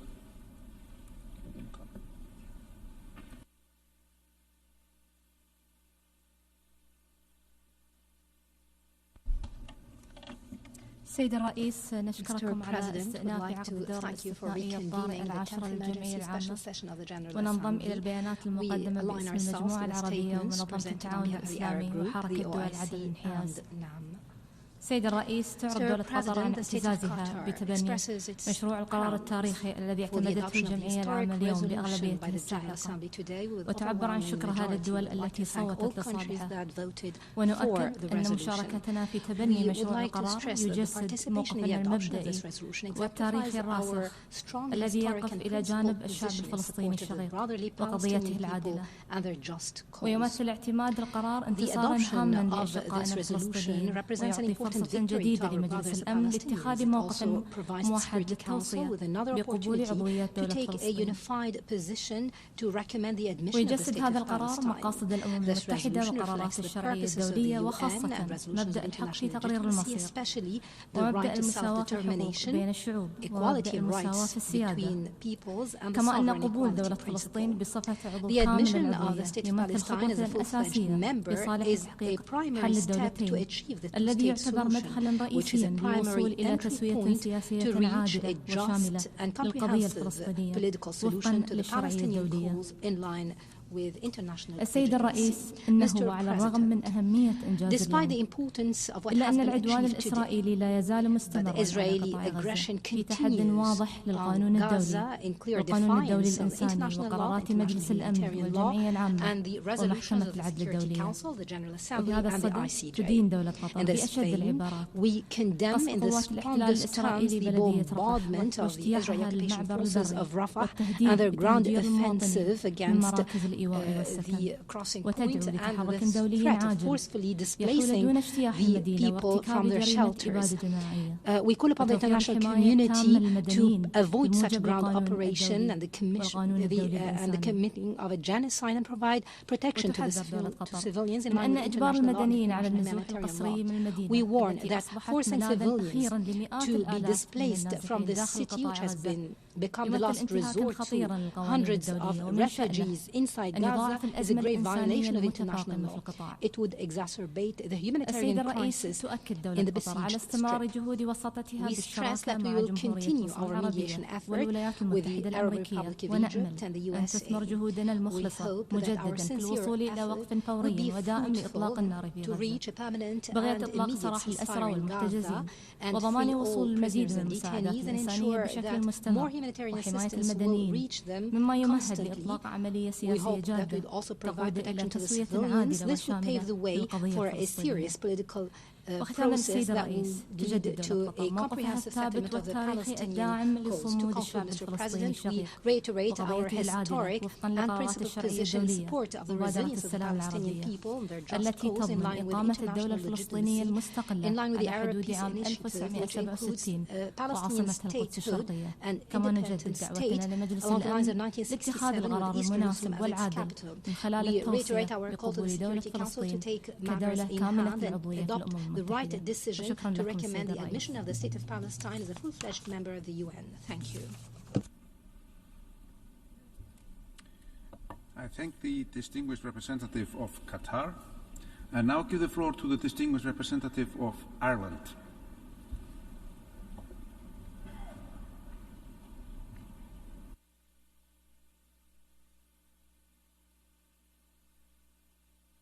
President, dear friends, I would like to thank the United Arab Emirates for tabling this historic resolution, which has been resoundingly endorsed by the members of this General Assembly and by the international community. Let me start by saying that Ireland fully supports this resolution, Ireland co-sponsored this resolution, and Ireland voted in favour of this resolution. 12 years ago, when the General Assembly accorded non-member observer state status to Palestine, an overwhelming majority of states voted in favour. That overwhelming majority of states also made clear their support for full membership of the United Nations for the State of Palestine. And that overwhelming majority of states reaffirmed the right of the Palestinian people to self-determination, which crucially includes the right to an independent state for Palestine. And now, as we return to this issue, in truly desperate circumstances for the Palestinian people, when even as we speak, the suffering and the hunger and the horror continues in Gaza, And when a negotiated settlement that allows both the Palestinian and Israeli peoples to live in peace, security and dignity seems so very, very far away, it is clear that lack of international support for Palestinian self-determination is not the issue. That support is real, it is tangible, here in this chamber, but also far beyond this chamber. The real problem has been the failure over many years to act on this support in a tangible way. The failure of the international community to insist on concrete and irreversible measures and actions to demonstrate that they take the rights and the dignity and the security of the Palestinian people as seriously as they rightly take the rights and the dignity and the security of the Israeli people. We know that the two-state solution remains the only viable option to secure a just and lasting peace that fulfills these rights for both peoples. This chamber must have heard the phrase support for the two-state solution uttered by world leaders, foreign ministers, ambassadors, hundreds of thousands of times. But today is the day that we take one small step to convert that phrase from a comforting platitude into a concrete reality. To declare clearly and unequivocally that Palestine is, as the resolution says, qualified for membership in the United Nations in accordance with Article 4 of the Charter and should therefore be admitted to membership in the United Nations. President, dear friends, we are under no illusions as to the challenge that converting this resolution into reality will entail. There is no easy pathway, no soft solution, no magic solution. In today's vote, we have seen an unambiguous expression of the will of the international community. But it will take a vote of the Security Council to give today's General Assembly vote real meaning and full effect, to enable Palestine to take its rightful place amongst the nations of the world. As a country with hundreds of years of colonial history behind us, hundreds of years of colonial experience, we know exactly how precious is that place amongst the nations. In the 101 years of our existence as an independent state, we have faced partition, civil war, poverty, mass emigration, conflict, terrorism, and deep and abiding political divisions. The freedom to exercise sovereignty does not guarantee peace or progress or prosperity, but it is the starting point on a journey towards those blessings, an essential starting point. And it is a starting point that the Palestinian people have been denied for far too long. President, please allow me briefly to address the argument put forward by Israel that a vote in favour of this resolution at this time is somehow a reward for terrorism or a reward for Hamas. Nothing could be further from the truth. In fact, it is precisely the opposite. Today's resolution is a testament to the power of diplomacy, the power of international law, and the power of the global multilateral system. What Israel has referred to in recent years, and I quote, diplomatic terrorism or legal terrorism, is in reality smart and committed and wholehearted diplomacy. When Palestine brings a resolution to the Security Council or General Assembly, when it utilises the mechanism of the International Court of Justice and the International Criminal Court, when it successfully advocates for the creation of a commission of inquiry by the Human Rights Council, this is not terrorism. This is not terrorism. This is the polar opposite of terrorism. This is vocal and public declaration that despite the horrors of occupation and of displacement and of dispossession, Palestine will keep faith with the multilateral system, will keep faith with international law, will keep faith with the Geneva Conventions, and yes, will keep faith with the UN Charter. It's a declaration that Palestine will maintain its commitment to using politics and diplomacy and the international legal system and advocacy and the power of persuasion rather than violence and terror. It is the declaration that Palestine will take seriously the obligations and the commitments contained in the international treaties and in the resolutions that we have collectively agreed, and that Palestine will demand of us that we, the 193 member states of the UN, take them seriously too. And Ireland, for one, is inspired and humbled by that example. President, today needs to be a step not just towards full UN membership for Palestine, but towards a comprehensive regional peace, a sustained regional peace, a peace for all. Towards a future where every state in this chamber recognises every other state in this chamber, where instead of 143 states recognising Palestine and 165 states recognising Israel, all states recognise both Israel and Palestine. There is a long road to get to that point. It will not be easy. It will mean difficult choices and painful compromises. But it must mean an end to occupation and must mean full adherence to international law by all parties. And vitally, it must mean the equal right to security, to dignity, and to self-determination for the Palestinian and Israeli peoples. Mr. President, that is why we co-sponsored and voted for today's resolution. And that is why Ireland will, in the coming weeks, formally recognise the State of Palestine. I repeat, in the coming weeks, we will formally recognise the State of Palestine. Thank you.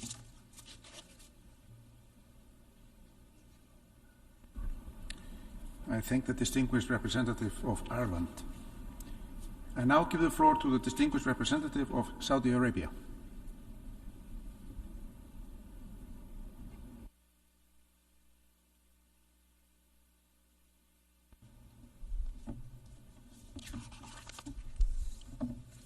سيد الرئيس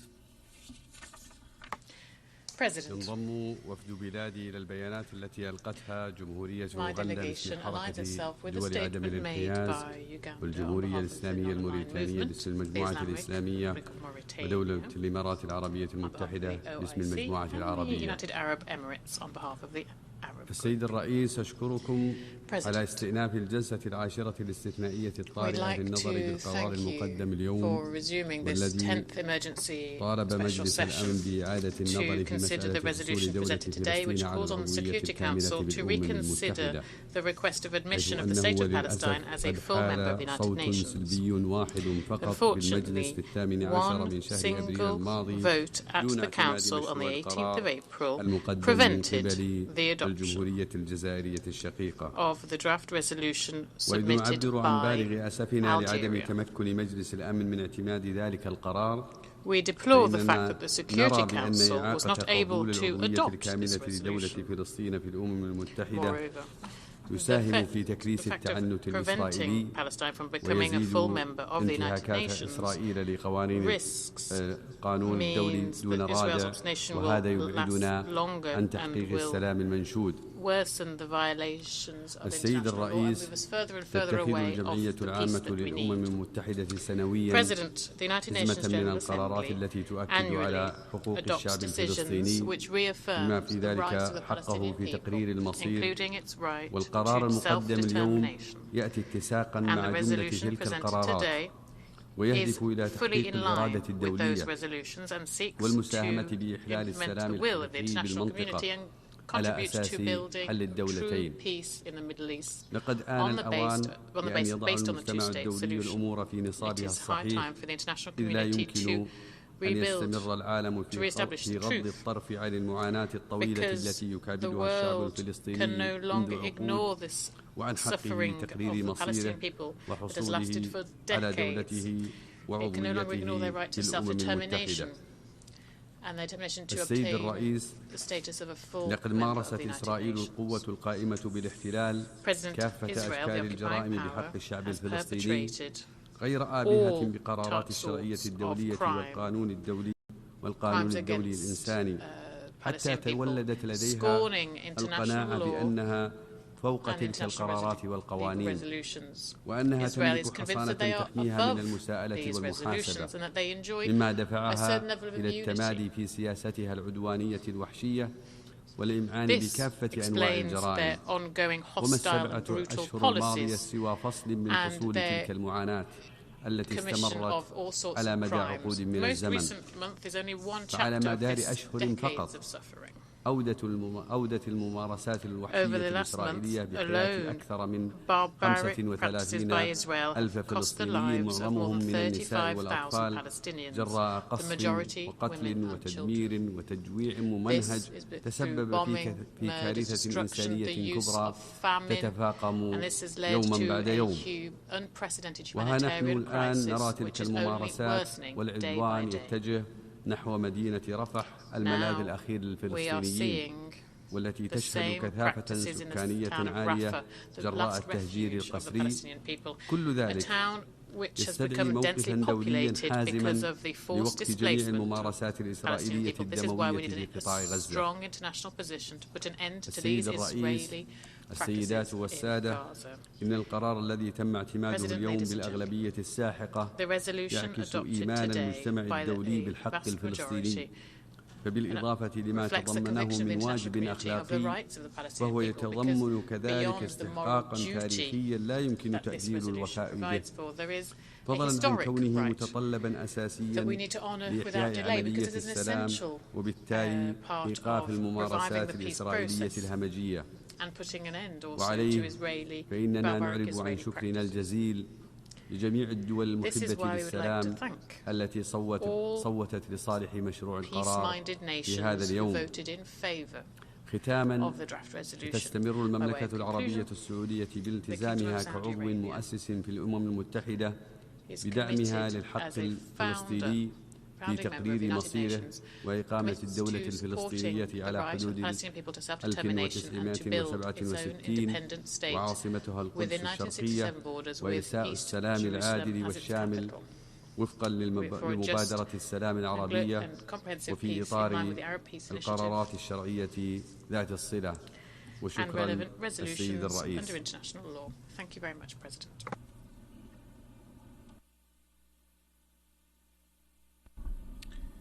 I thank the distinguished representative of Saudi Arabia. I now give the floor to the distinguished representative of Indonesia.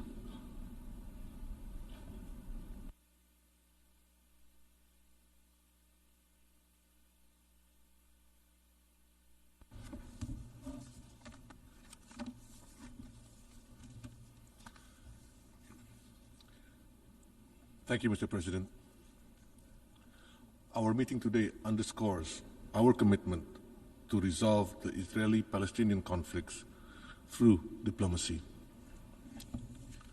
The call to end Israel-Palestine conflict based on a two-state solution also continue to reverberate through this hall. Even the strongest supporter of Israel have called for a two-state solution. It is therefore time for us to walk the talk. If we believe in peace, if we believe in the UN Charter and international law, if we believe in humanity, we must take the brave step to free Palestine, recognize the existence of Palestine, and accept Palestine as a full member of the United Nations. This will allow Palestine to be on an equal footing with Israel in negotiating a two-state solution and bringing lasting peace to the people of Israel and the people of Palestine. The adoption of today's General Assembly resolution shows the readiness of the UN membership to work beyond business as usual, to bring peace, to realize the two-state solution closer to reality. It was also an important step to bring the admission of Palestine as a full member of the United Nations. We must continue to call on the Security Council to take the necessary steps to make this a reality.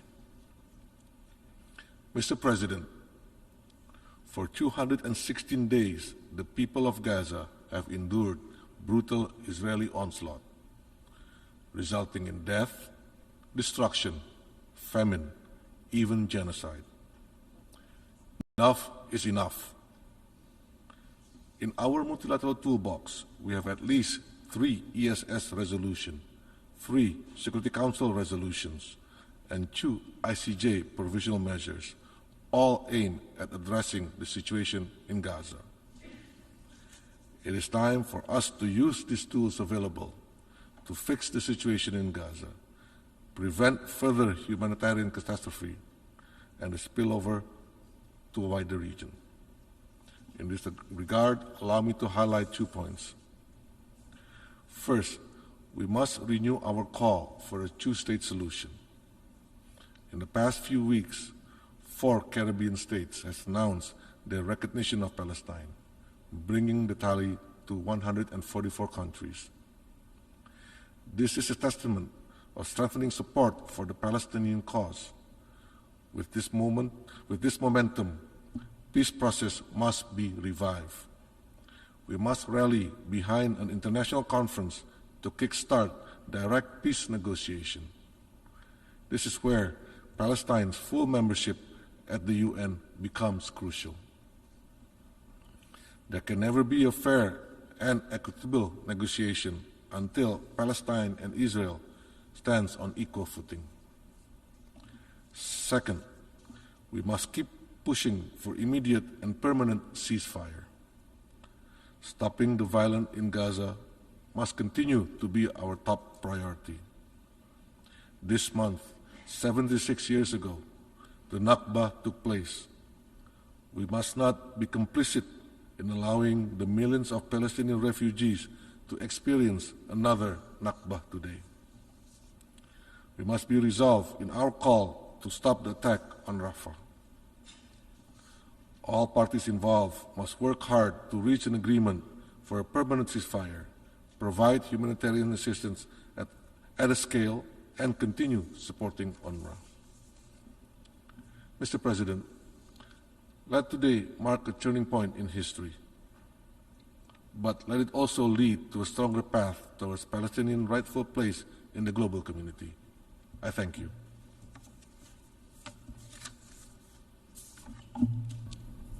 I thank the distinguished representative of Indonesia.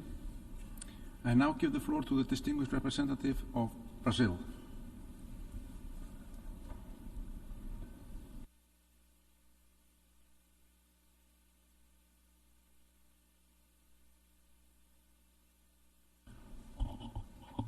Mr. President, the day of Palestine's admission to the United Nations as equal among us is finally coming. The resolution adopted today is a meaningful achievement towards full UN membership for the State of Palestine. The determination today by a large majority of the membership that Palestine meets the criteria set out in Article 4 of the Charter and is ready for membership leaves no doubt that the process for Palestinian admission must not linger indefinitely at the Security Council. The General Assembly, the main UN body entrusted with the authority to take the final decision on such matters, must be allowed to exercise its powers under the Charter. A majority of over 2/3 of the votes enabled today's determination. That is the same qualified majority that will manifest itself when the time comes to admit Palestine as a UN member. We are confident that this will happen immediately after the Security Council, as we expect, accepts the recommendation issued by this Assembly today. The recommendation for the Council to reconsider Palestine's request enjoys more than just moral authority and political legitimacy. We recall the 1948 opinion of the International Court of Justice that no member state should be entitled to withhold consent to membership based on political considerations not included among the criteria set out in Article 4, which the Assembly today has determined that Palestine unequivocally fulfills. A politically motivated veto contradicting this Assembly's determination would be unjustifiable. Colleagues, the time has come to fulfill the United Nations promise of a Palestinian state. We can no longer abandon the Palestinians to a fate that is being unilaterally imposed by force by those denying Palestinians their right to self-determination. What we are witnessing in Gaza, now specifically in Rafah, is a shocking reminder of this undeniable reality. Today's resolution, if acted upon by all relevant actors, will pave the way to a future with a viable state of Palestine living side by side with Israel in peace and security within internationally recognized borders, consistent with the relevant United Nations resolutions. As importantly, the admission of Palestine as a member state, to be effected soon, I'm sure, will help restore full trust in the United Nations and in multilateralism. Mr. President, the 10th Emergency Special Session resumed for the 20th time since it was first convened in 1997. It means 27 years of this Assembly's attempting to fill a significant void left by the Security Council in performing its responsibility to address threats to international peace in connection with the situation in the Middle East. For the past 27 years, every time this Assembly convened or reconvened for this emergency session, it has been in response to a blatant failure by the Council to address illegal actions in the occupied state of Palestine. Have we not had enough? Have not the Palestinians suffered enough? Israeli settlements in the West Bank and East Jerusalem are clearly illegal. They alter the demographic composition and status of the Palestinian territory and threaten the prospect of a comprehensive peace settlement in the Middle East. Yet these settlements, which justified our first convening of the 10th Emergency Special Session back in 1997, have continued unabated.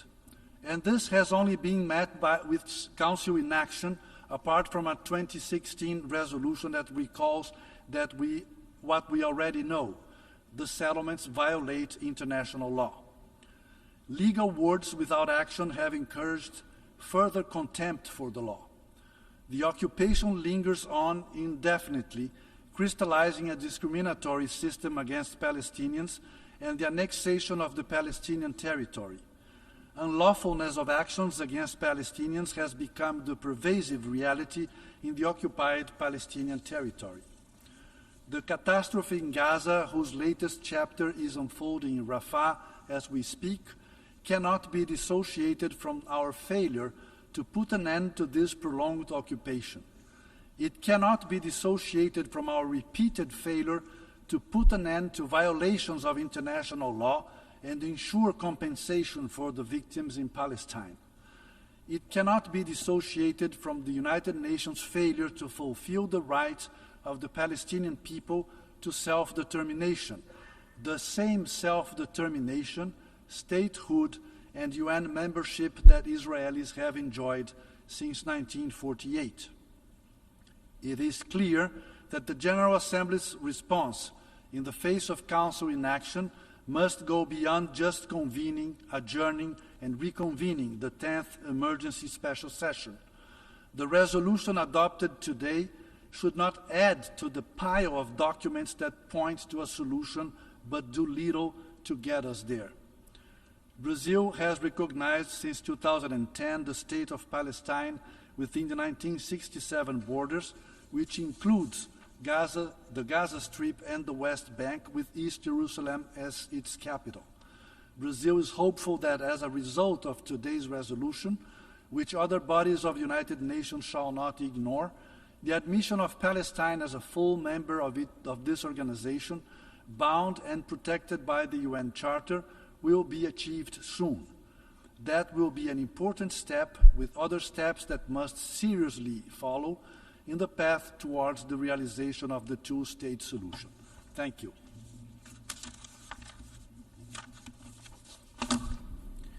I thank the distinguished representative of Brazil. I now give the floor to the distinguished representative of Japan.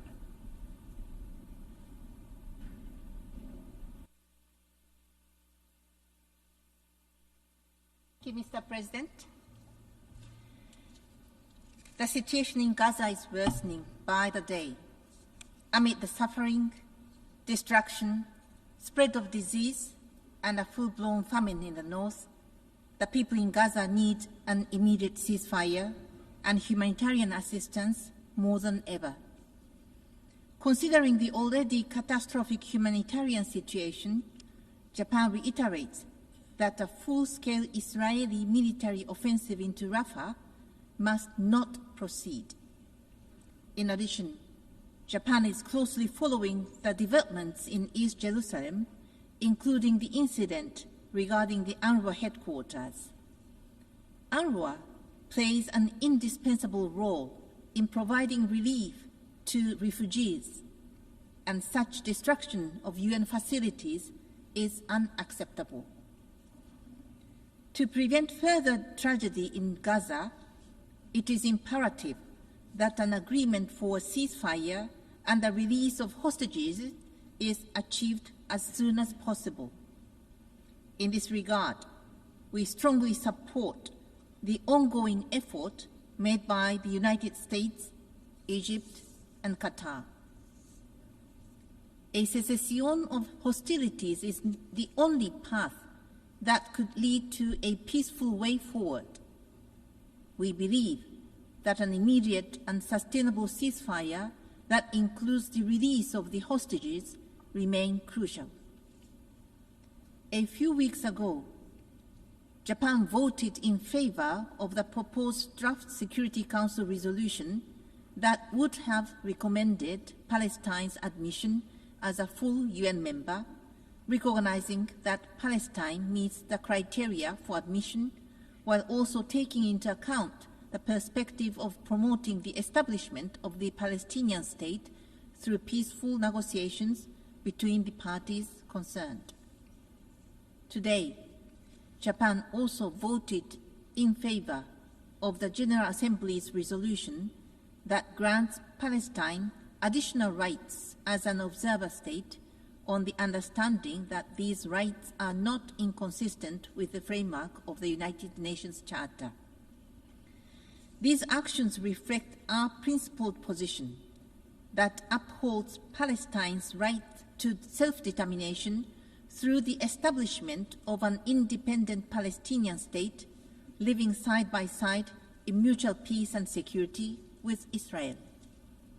We look forward to seeing Palestine, as an observer state, play an even more constructive role at the UN. Mr. President, to conclude, we are at a critical juncture, and our next step will be defining moment for the future of the region. Both Israel and Palestine have a right to exist as peaceful and independent states, and Japan remains unwavering in its support for the two-state solution. Let us exert all our efforts towards the realization of an immediate ceasefire so that peace and stability can be seen on the horizon. I thank you. I thank the distinguished representative of Japan. I now give the floor to the distinguished representative of Colombia.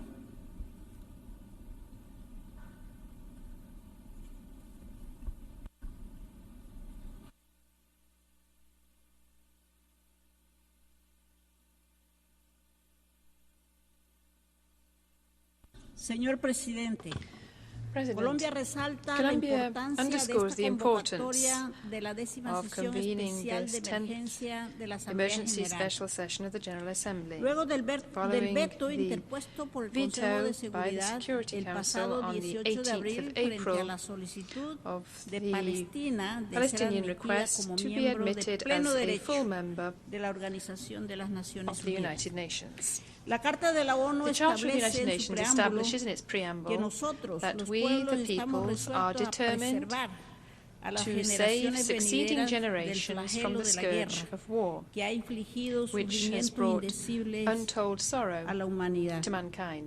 También que con ese fin nos comprometemos a practicar la tolerancia y a convivir en paz como buenos vecinos.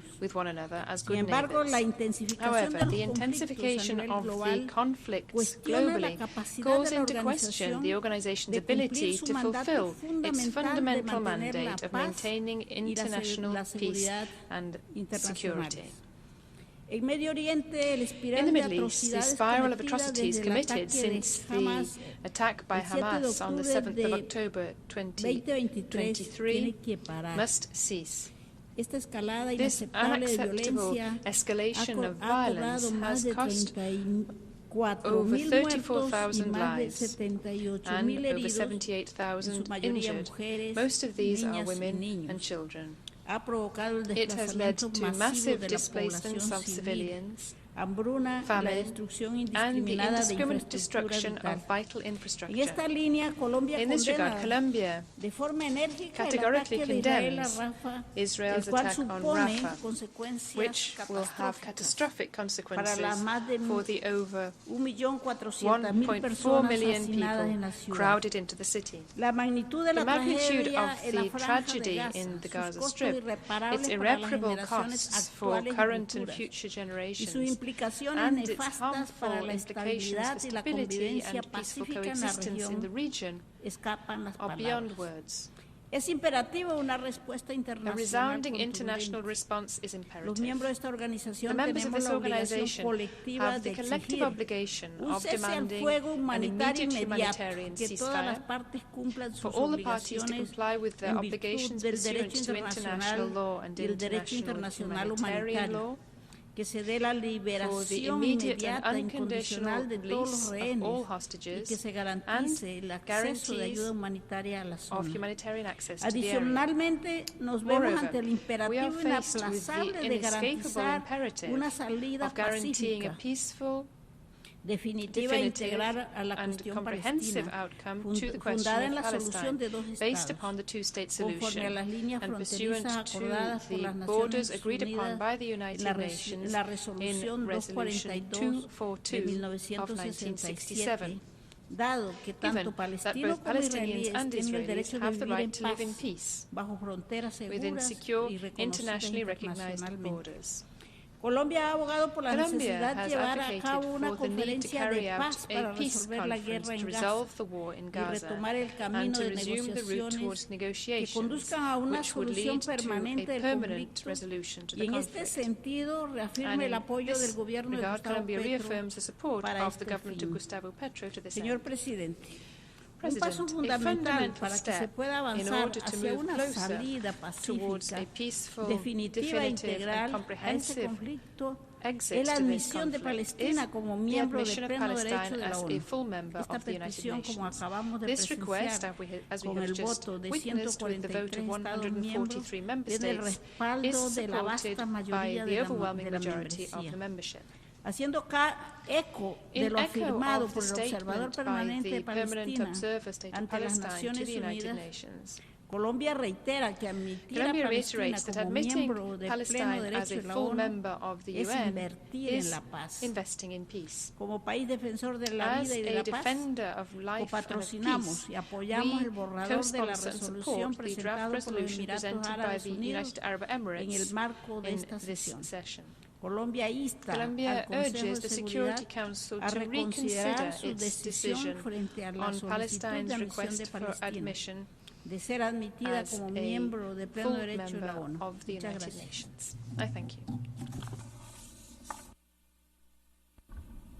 I thank the distinguished representative of Colombia. I now give the floor to the distinguished representative of Jordan.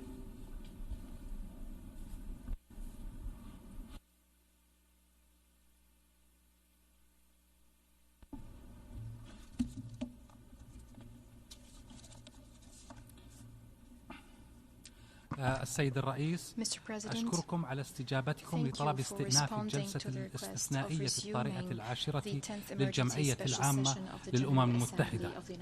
ويعرب الأردن عن دعمه الكامل ببيانات المجموعة العربية ومنظمة التعاون الإسلامي وبيان حركة عدم الانحياز.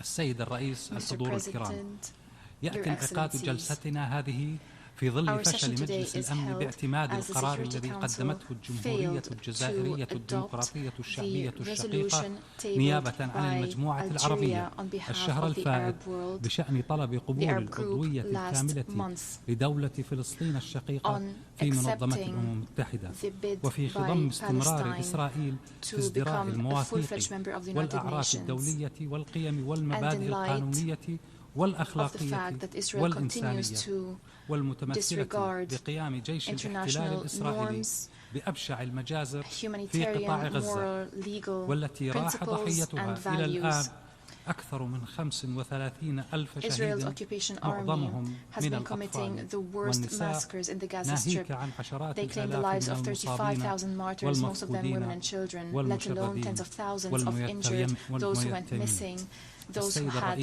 to leave their homes, بلاد اليوم لصالح القرار الذي قدمته دولة الإمارات العربية الشقيقة بصفتها رئيسة المجموعة العربية للشهر الحالي يأتي انطلاقا من إيمان الأردن التاريخي والراسخ بحق حصول دولة فلسطين على العضوية الكاملة في الأمم المتحدة وعلى مركزية قيام الدولة الفلسطينية المستقلة وعاصمتها القدس الشرقية على خطوط الرابع من حزيران للعام 1967 وفقا لقرارات الشرعية الدولية ومبادرة السلام العربية على أساس حل الدولتين. كما أن تصويت الدول الأعضاء في الأمم المتحدة بأغلبية ساحقة لصالح القرار اليوم يعكس جليا دعم المجتمع الدولي الساحق للحق الفلسطيني في العضوية الكاملة في الأمم المتحدة ودعمه لتلبية حقوق الشعب الفلسطيني في الحرية والدولة وتقرير المصير. وهي أيضا رسالة واضحة لإسرائيل بأنها مهما حاولت ومهما دمرت وقتلت وتمادت في غطرستها وظلمها وعدوانها على الشعب الفلسطيني فهي لن تطفئ صوت الحق ولن تهزم إرادة الشعب الفلسطيني. فلسطين ستبقى موجودة وحية رضي من رضي وأبى من أبى ولن تتمكن إسرائيل من مواجهة هذا السيل من الدعم الدولي غير المسبوق لها على الرغم من كل محاولات التضليل وتزوير التاريخ وتزوير السردية وطمس الهوية والثقافة والحضارة التي ارتبطت بفلسطين وشعبها. سيد الرئيس، في خضم ذلك أيضا لا بد لنا أن نعمل جميعا على وقف الجريمة المستمرة التي يتعرض لها الشعب الفلسطيني في غزة.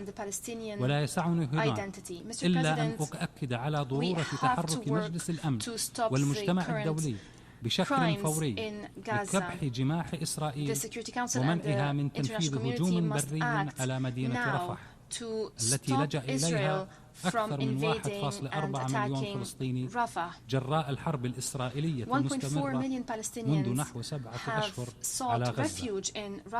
ونحذر هنا من أن الهجوم على رفح سيتسبب حتما بمجازر أخرى بحق الفلسطينيين الأبرياء وسينذر بتوسع رقعة الصراع.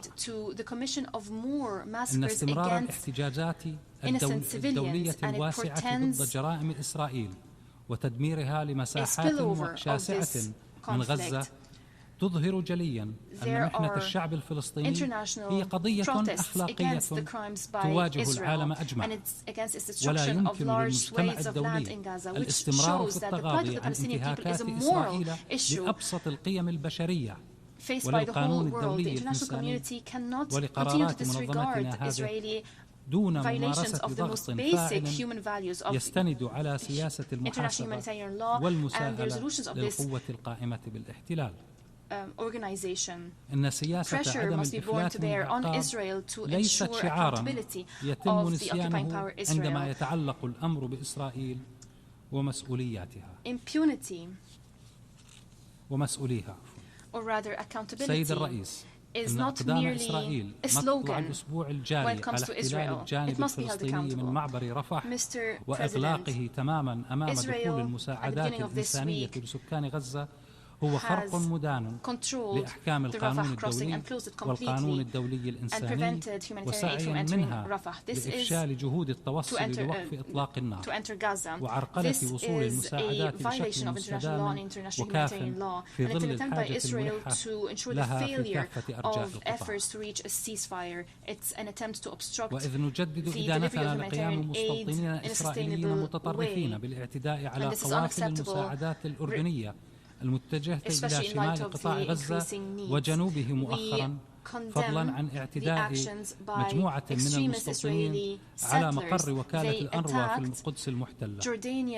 ونشدد هنا على دعوتنا لمجلس الأمن والمجتمع الدولي لاتخاذ موقف حازم وواضح في رفض وإدانة هذه الاعتداءات وفي فرض تطبيق قواعد القانون الدولي والقانون الدولي الإنساني دون انتقائية أو محاباة.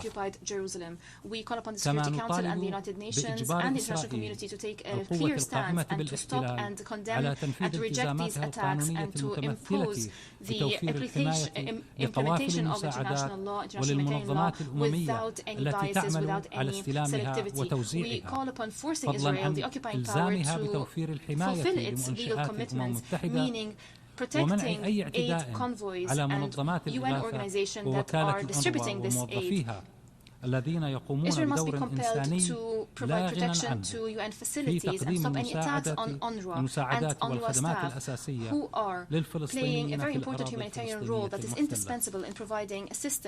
في الختام، السيد الرئيس يجدد الأردن رفضه القاطع لاستمرار إسرائيل في حربها البربرية ضد الشعب الفلسطيني ولمحاولاتها تهجير الفلسطينيين بالضفة الغربية وغزة أو الفصل بينهما، ونؤكد على أهمية وقف الحرب الإسرائيلية بشكل فوري والحلول دون استمرارها بجميع الوسائل التي يأمر بها ميثاق الأمم المتحدة عند تهديد الأمن والسلم الدوليين. وسيكون الأردن دوما سندا لفلسطين وشعبها الأبي، وسنبذل كل ما نستطيع حتى ينتهي نير الاحتلال وتشرق شمس الحرية على التراب الوطني الفلسطيني. شكرا. End the occupation and so that the sun of freedom will shine on Palestinian territories. I thank you. I thank the distinguished representative of Jordan. I now give the floor to the distinguished representative of Thailand.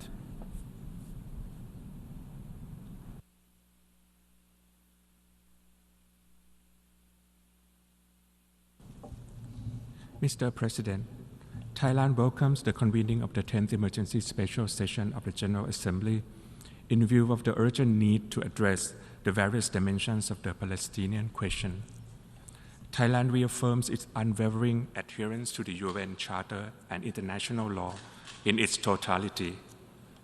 Thailand recognizes the State of Palestine and supports the State of Palestine aspiration to become a member of the United Nations.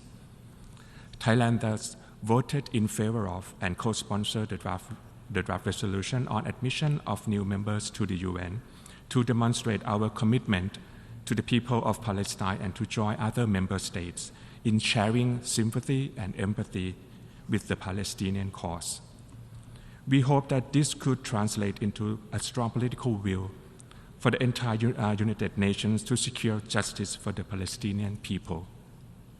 Thailand continues to condemn in the strongest terms all forms of violence and attacks on civilians in conflict situations, including capturing and taking them hostage.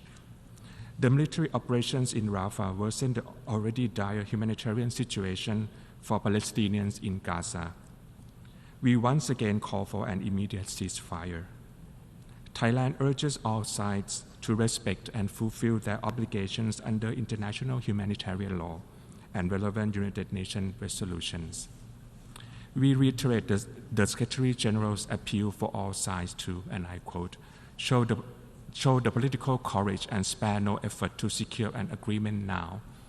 This is a crucial opportunity that the region and the world cannot afford to miss.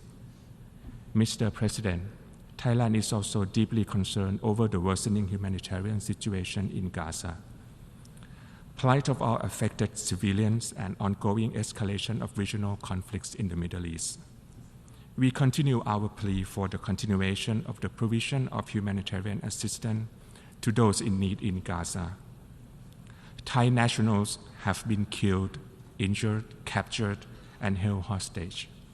We remain deeply concerned for the remaining hostages, regardless of their nationalities, and strongly appeal for their immediate release and return, as well as their proper treatment and care pending their release. Therefore, we support ongoing coordinated efforts by concerned parties to secure truth and the release of hostages held in Gaza. We appeal to all sides to seek all avenues possible to resolve the situation and work towards long-term peace through genuine dialogue and diplomacy.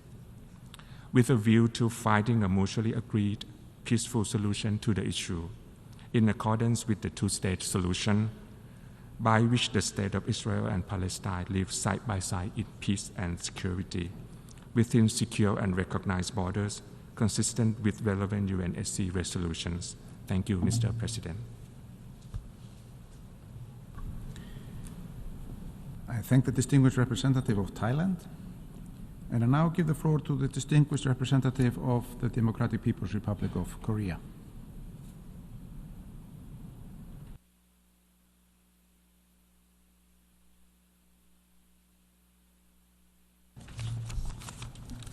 Mr. President, I thank you for convening the special session of the General Assembly to debate on the question of the admission of the State of Palestine as a full member state of the United Nations. Today, General Assembly adopted the important resolution admitting Palestine as a full member state of the United Nations and recommending the UN Security Council reconsider this matter favorably. The DPRK delegation has voted in favor of the resolution for admissions of new member states of the United Nations.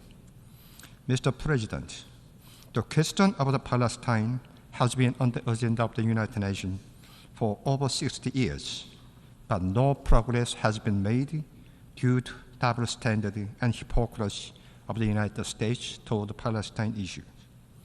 For over 60 years, the United States has consistently maintained one-sided support policy for Israel at the expense of the right of Palestinian people to self-determination and their aspiration for independence with statehood. This one-sided approach had been evidenced in various aspects of the United States foreign policy, including military aid and the exercise of the veto power at the Security Council. Consequently, it has become the main obstacle to resolving Palestine issues.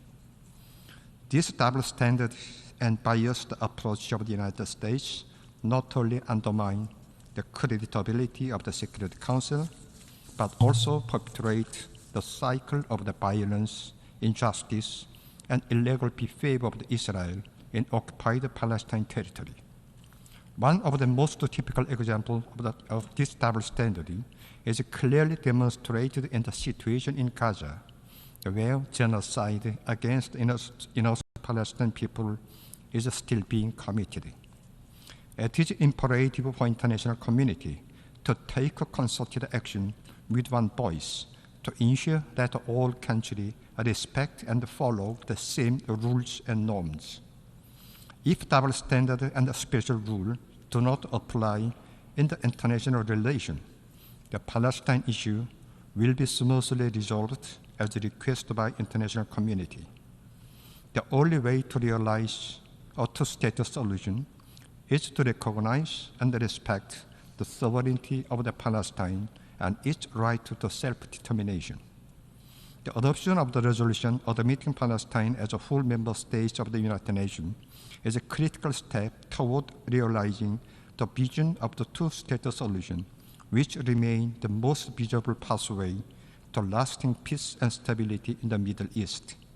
Furthermore, granting Palestine a full member state of the United Nations would reaffirm the commitment of the international community to upholding principles of the equality, sovereignty, and the right to self-determination for all peoples. The DPRK delegation strongly supports Palestine's full membership of the United Nations and call upon the Security Council to reconsider favorably this matter in the light of the resolution adopted at this special session of the General Assembly. I thank you. I thank the distinguished representative of Democratic People's Republic of Korea. I now give the floor to the distinguished representative of Belgium.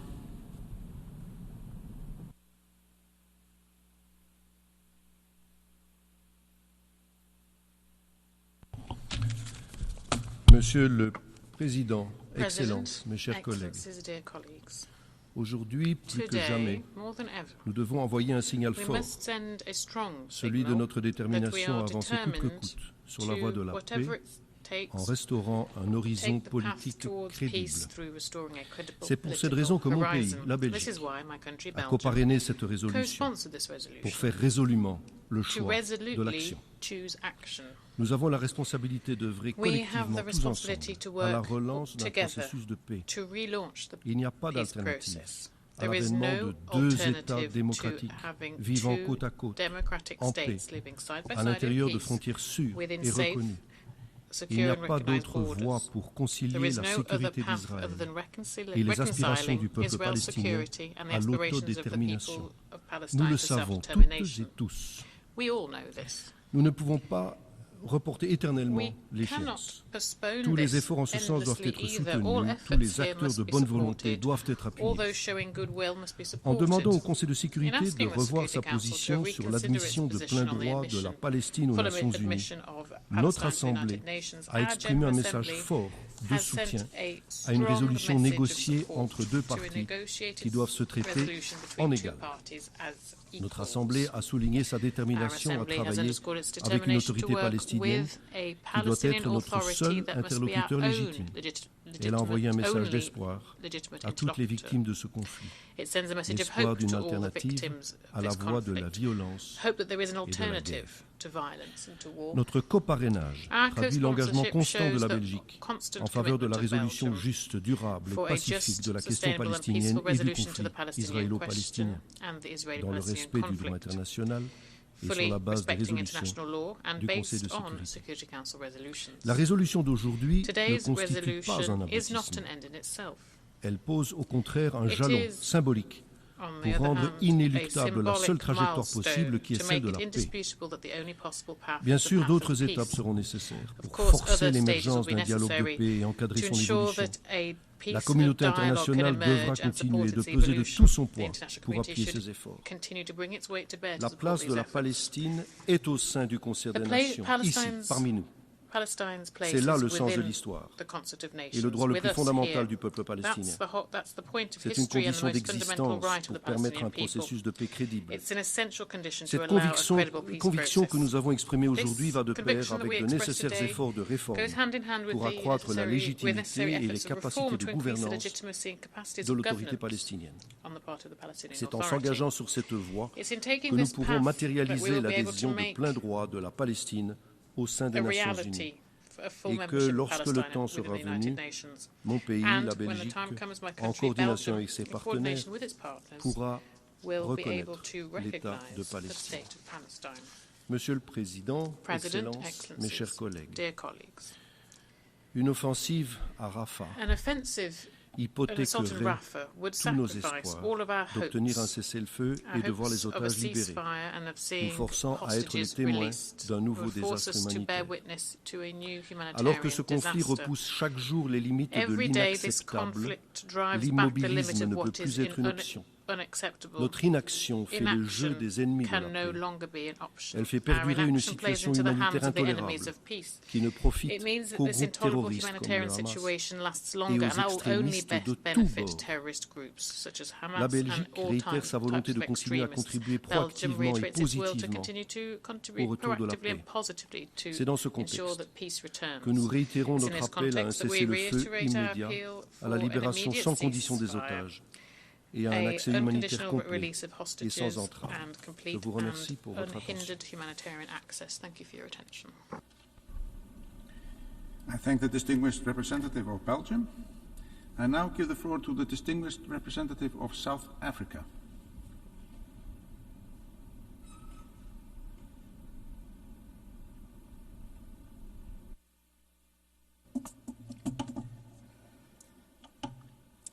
Mr. President, thank you for convening this emergency special session to discuss Palestine's membership of the UN following the failure of Security Council to adopt a resolution on the matter.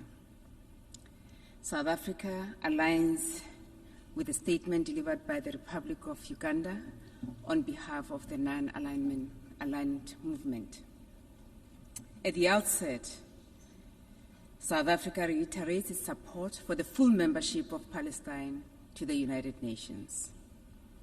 We believe that Palestine has met the criteria set out in Article 4 of the UN Charter and should therefore be admitted as a full member of the organization. Mr. President, next week, on the 15th of May, Palestinians will observe Nakba Day. This reminds us of the events 76 years ago when the world stood by and watched while hundreds of thousands of Palestinians were forced to flee or were expelled from their homes, villages, and towns. Very few have been able to return and reclaim their heritage and rights.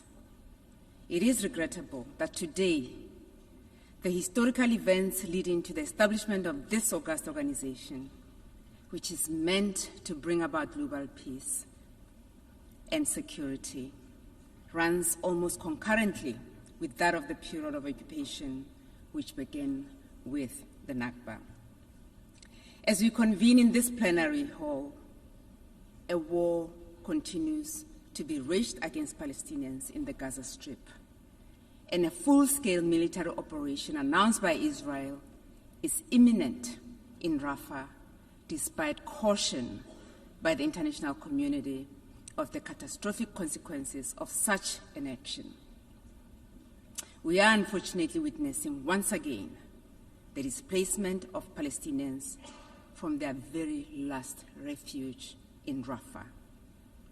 They have nowhere else to go. This wretched truth implies that we have again failed the people of Palestine. To date, no meaningful action has been taken to stop the genocidal actions in Gaza, nor have sustained efforts been taken to improve the flow of humanitarian relief and protect civilians. On 26 January 2024 and 28 March 2024, the International Court of Justice issued orders in relation to the right of the Palestinian people in the Gaza Strip to be protected from all acts within the scope of the Genocide Convention. The court ruled that South Africa's claim that the State of Israel, a state party to the Genocide Convention, has met the standard of plausibility and ordered inter alia, ordered Israel to take action to prevent and punish genocide, incitement to genocide, and to enable immediate and effective provision of basic services and humanitarian assistance to besieged Gaza. These provisional measures were issued by the court to prevent irreparable and irreversible harm to the rights of Palestinians pending the court's final decision on the case. Regrettably, Israel has not complied with the court's binding order, but has instead escalated its genocidal acts against the Palestinian people. The time for a permanent ceasefire and a complete halt to offensives is long overdue. Mr. President, it is important to recognize that the application for membership of Palestine to the United Nations is occurring within a context of illegal occupation, which goes against the tenets of international law and the UN Charter. We should recall that despite the adoption of Security Council Resolution 2334, the expansion of settlements activities on illegally occupied land in the occupied West Bank, including East Jerusalem, has continued with impunity, which has a direct effect on prospects for attainment of the two-state solutions. The Secretary General noted earlier this year that a lasting end to the Israeli-Palestinian conflict can only come through a two-state solution.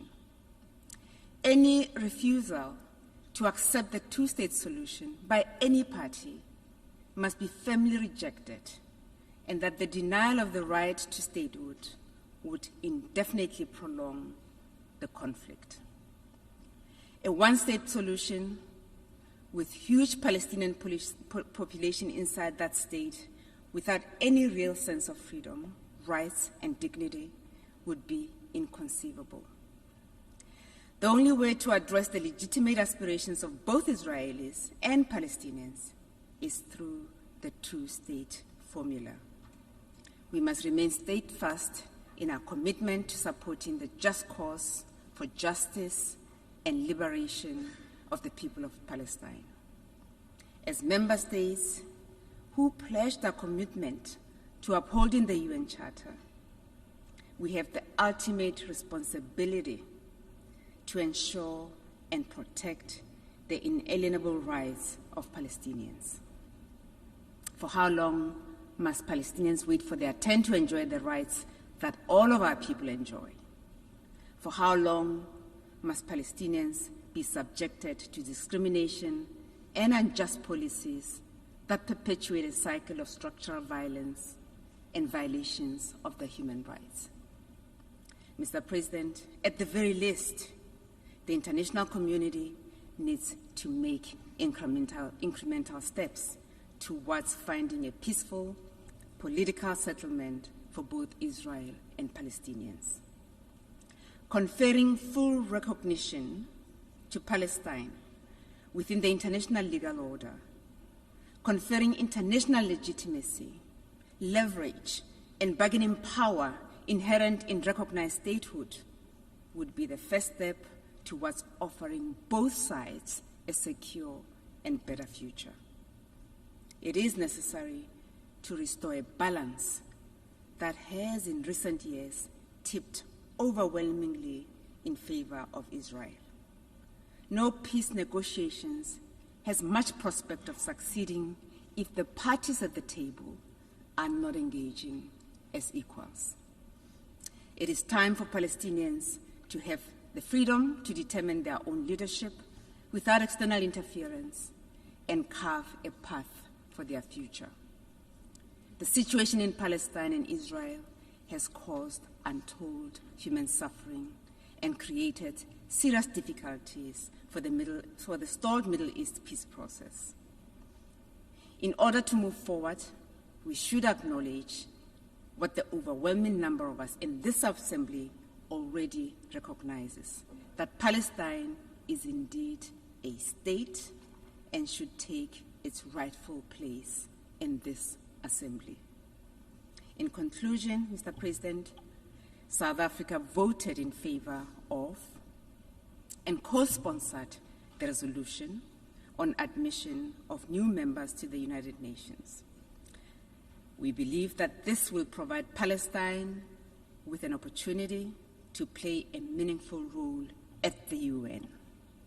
We therefore join other member states in calling on the Security Council to reconsider its decision and consider this matter comprehensively.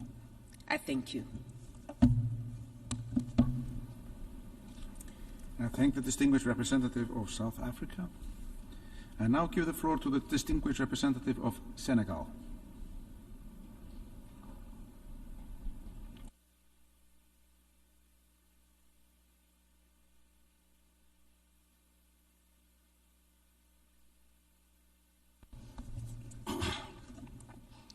Monsieur le Président, tout en souscrivant aux déclarations prononcées par la Mauritanie et l'Ouganda, respectivement au nom de l'Organisation de coopération islamique et du mouvement des non-alignés, le Sénégal voudrait prononcer quelques mots en sa capacité nationale.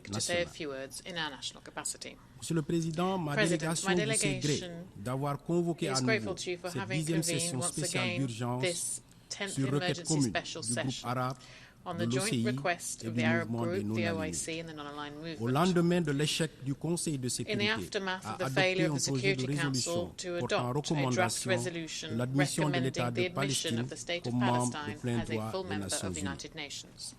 Le Sénégal déplore de nouveau qu'un veto ait empêché l'admission de l'État de Palestine alors que 12 des 15 membres du Conseil ont soutenu le projet de recommandation et que 144 des 193 États membres de l'organisation reconnaissent déjà cet État.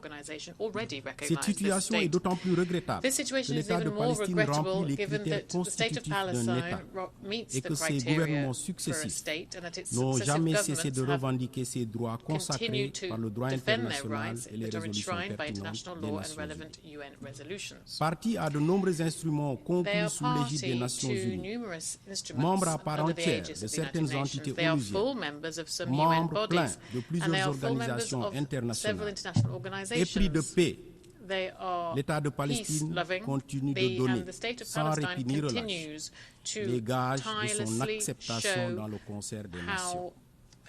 Démonstration de cet état de fait ne saurait être plus éloquente que sa volonté, maintes fois exprimée, de devenir membre à part entière des Nations Unies.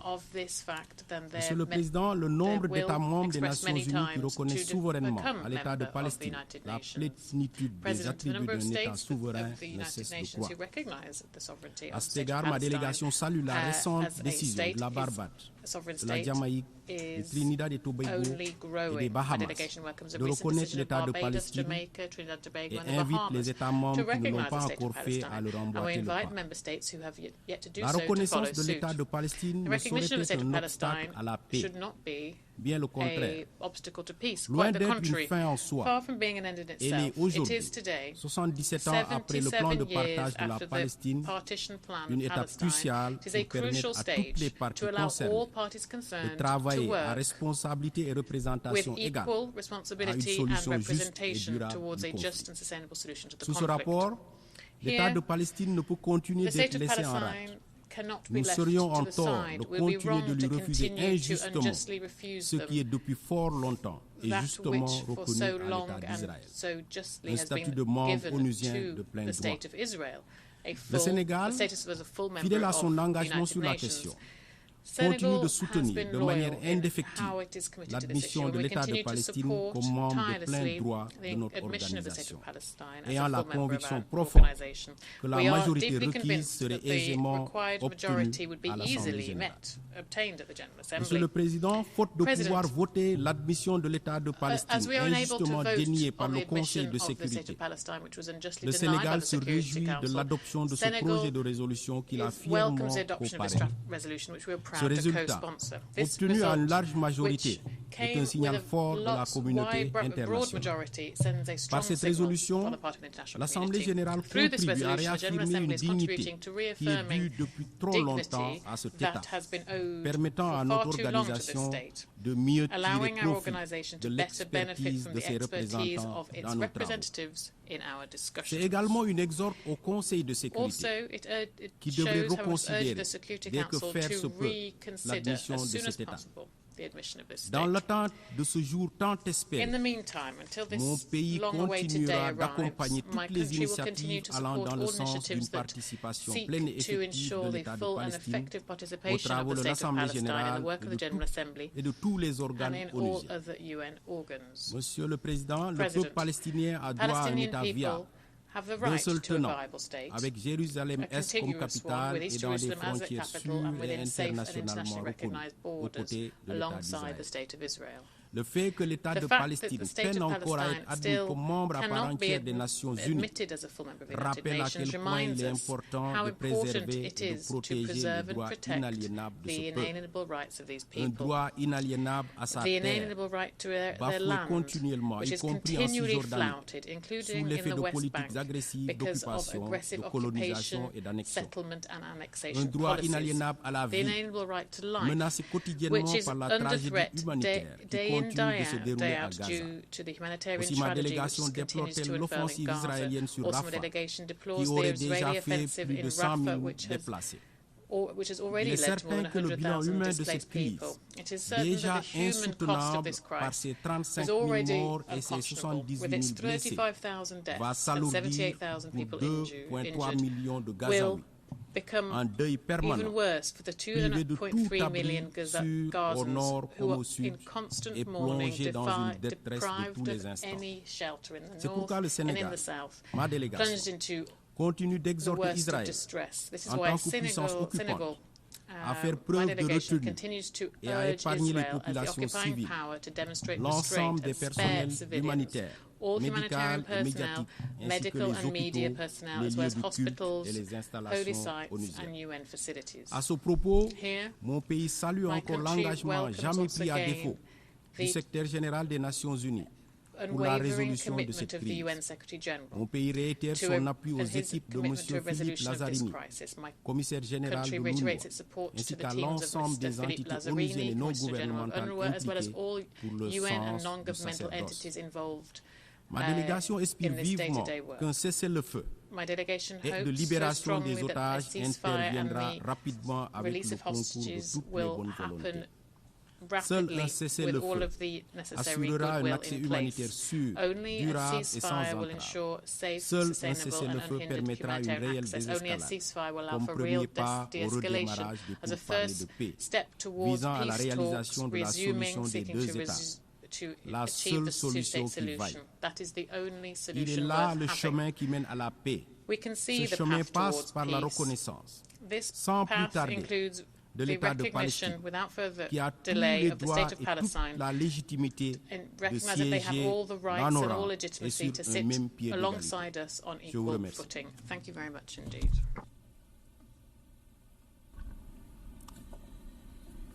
I thank the distinguished representative of Senegal.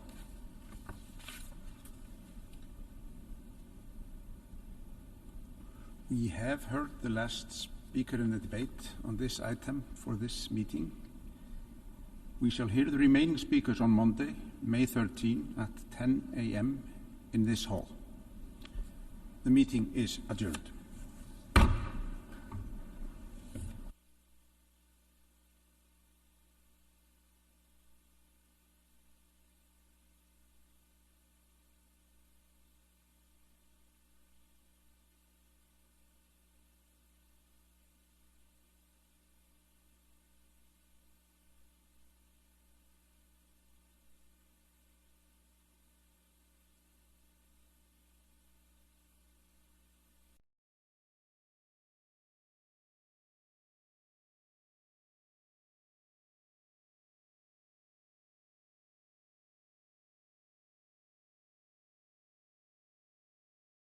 Thank you.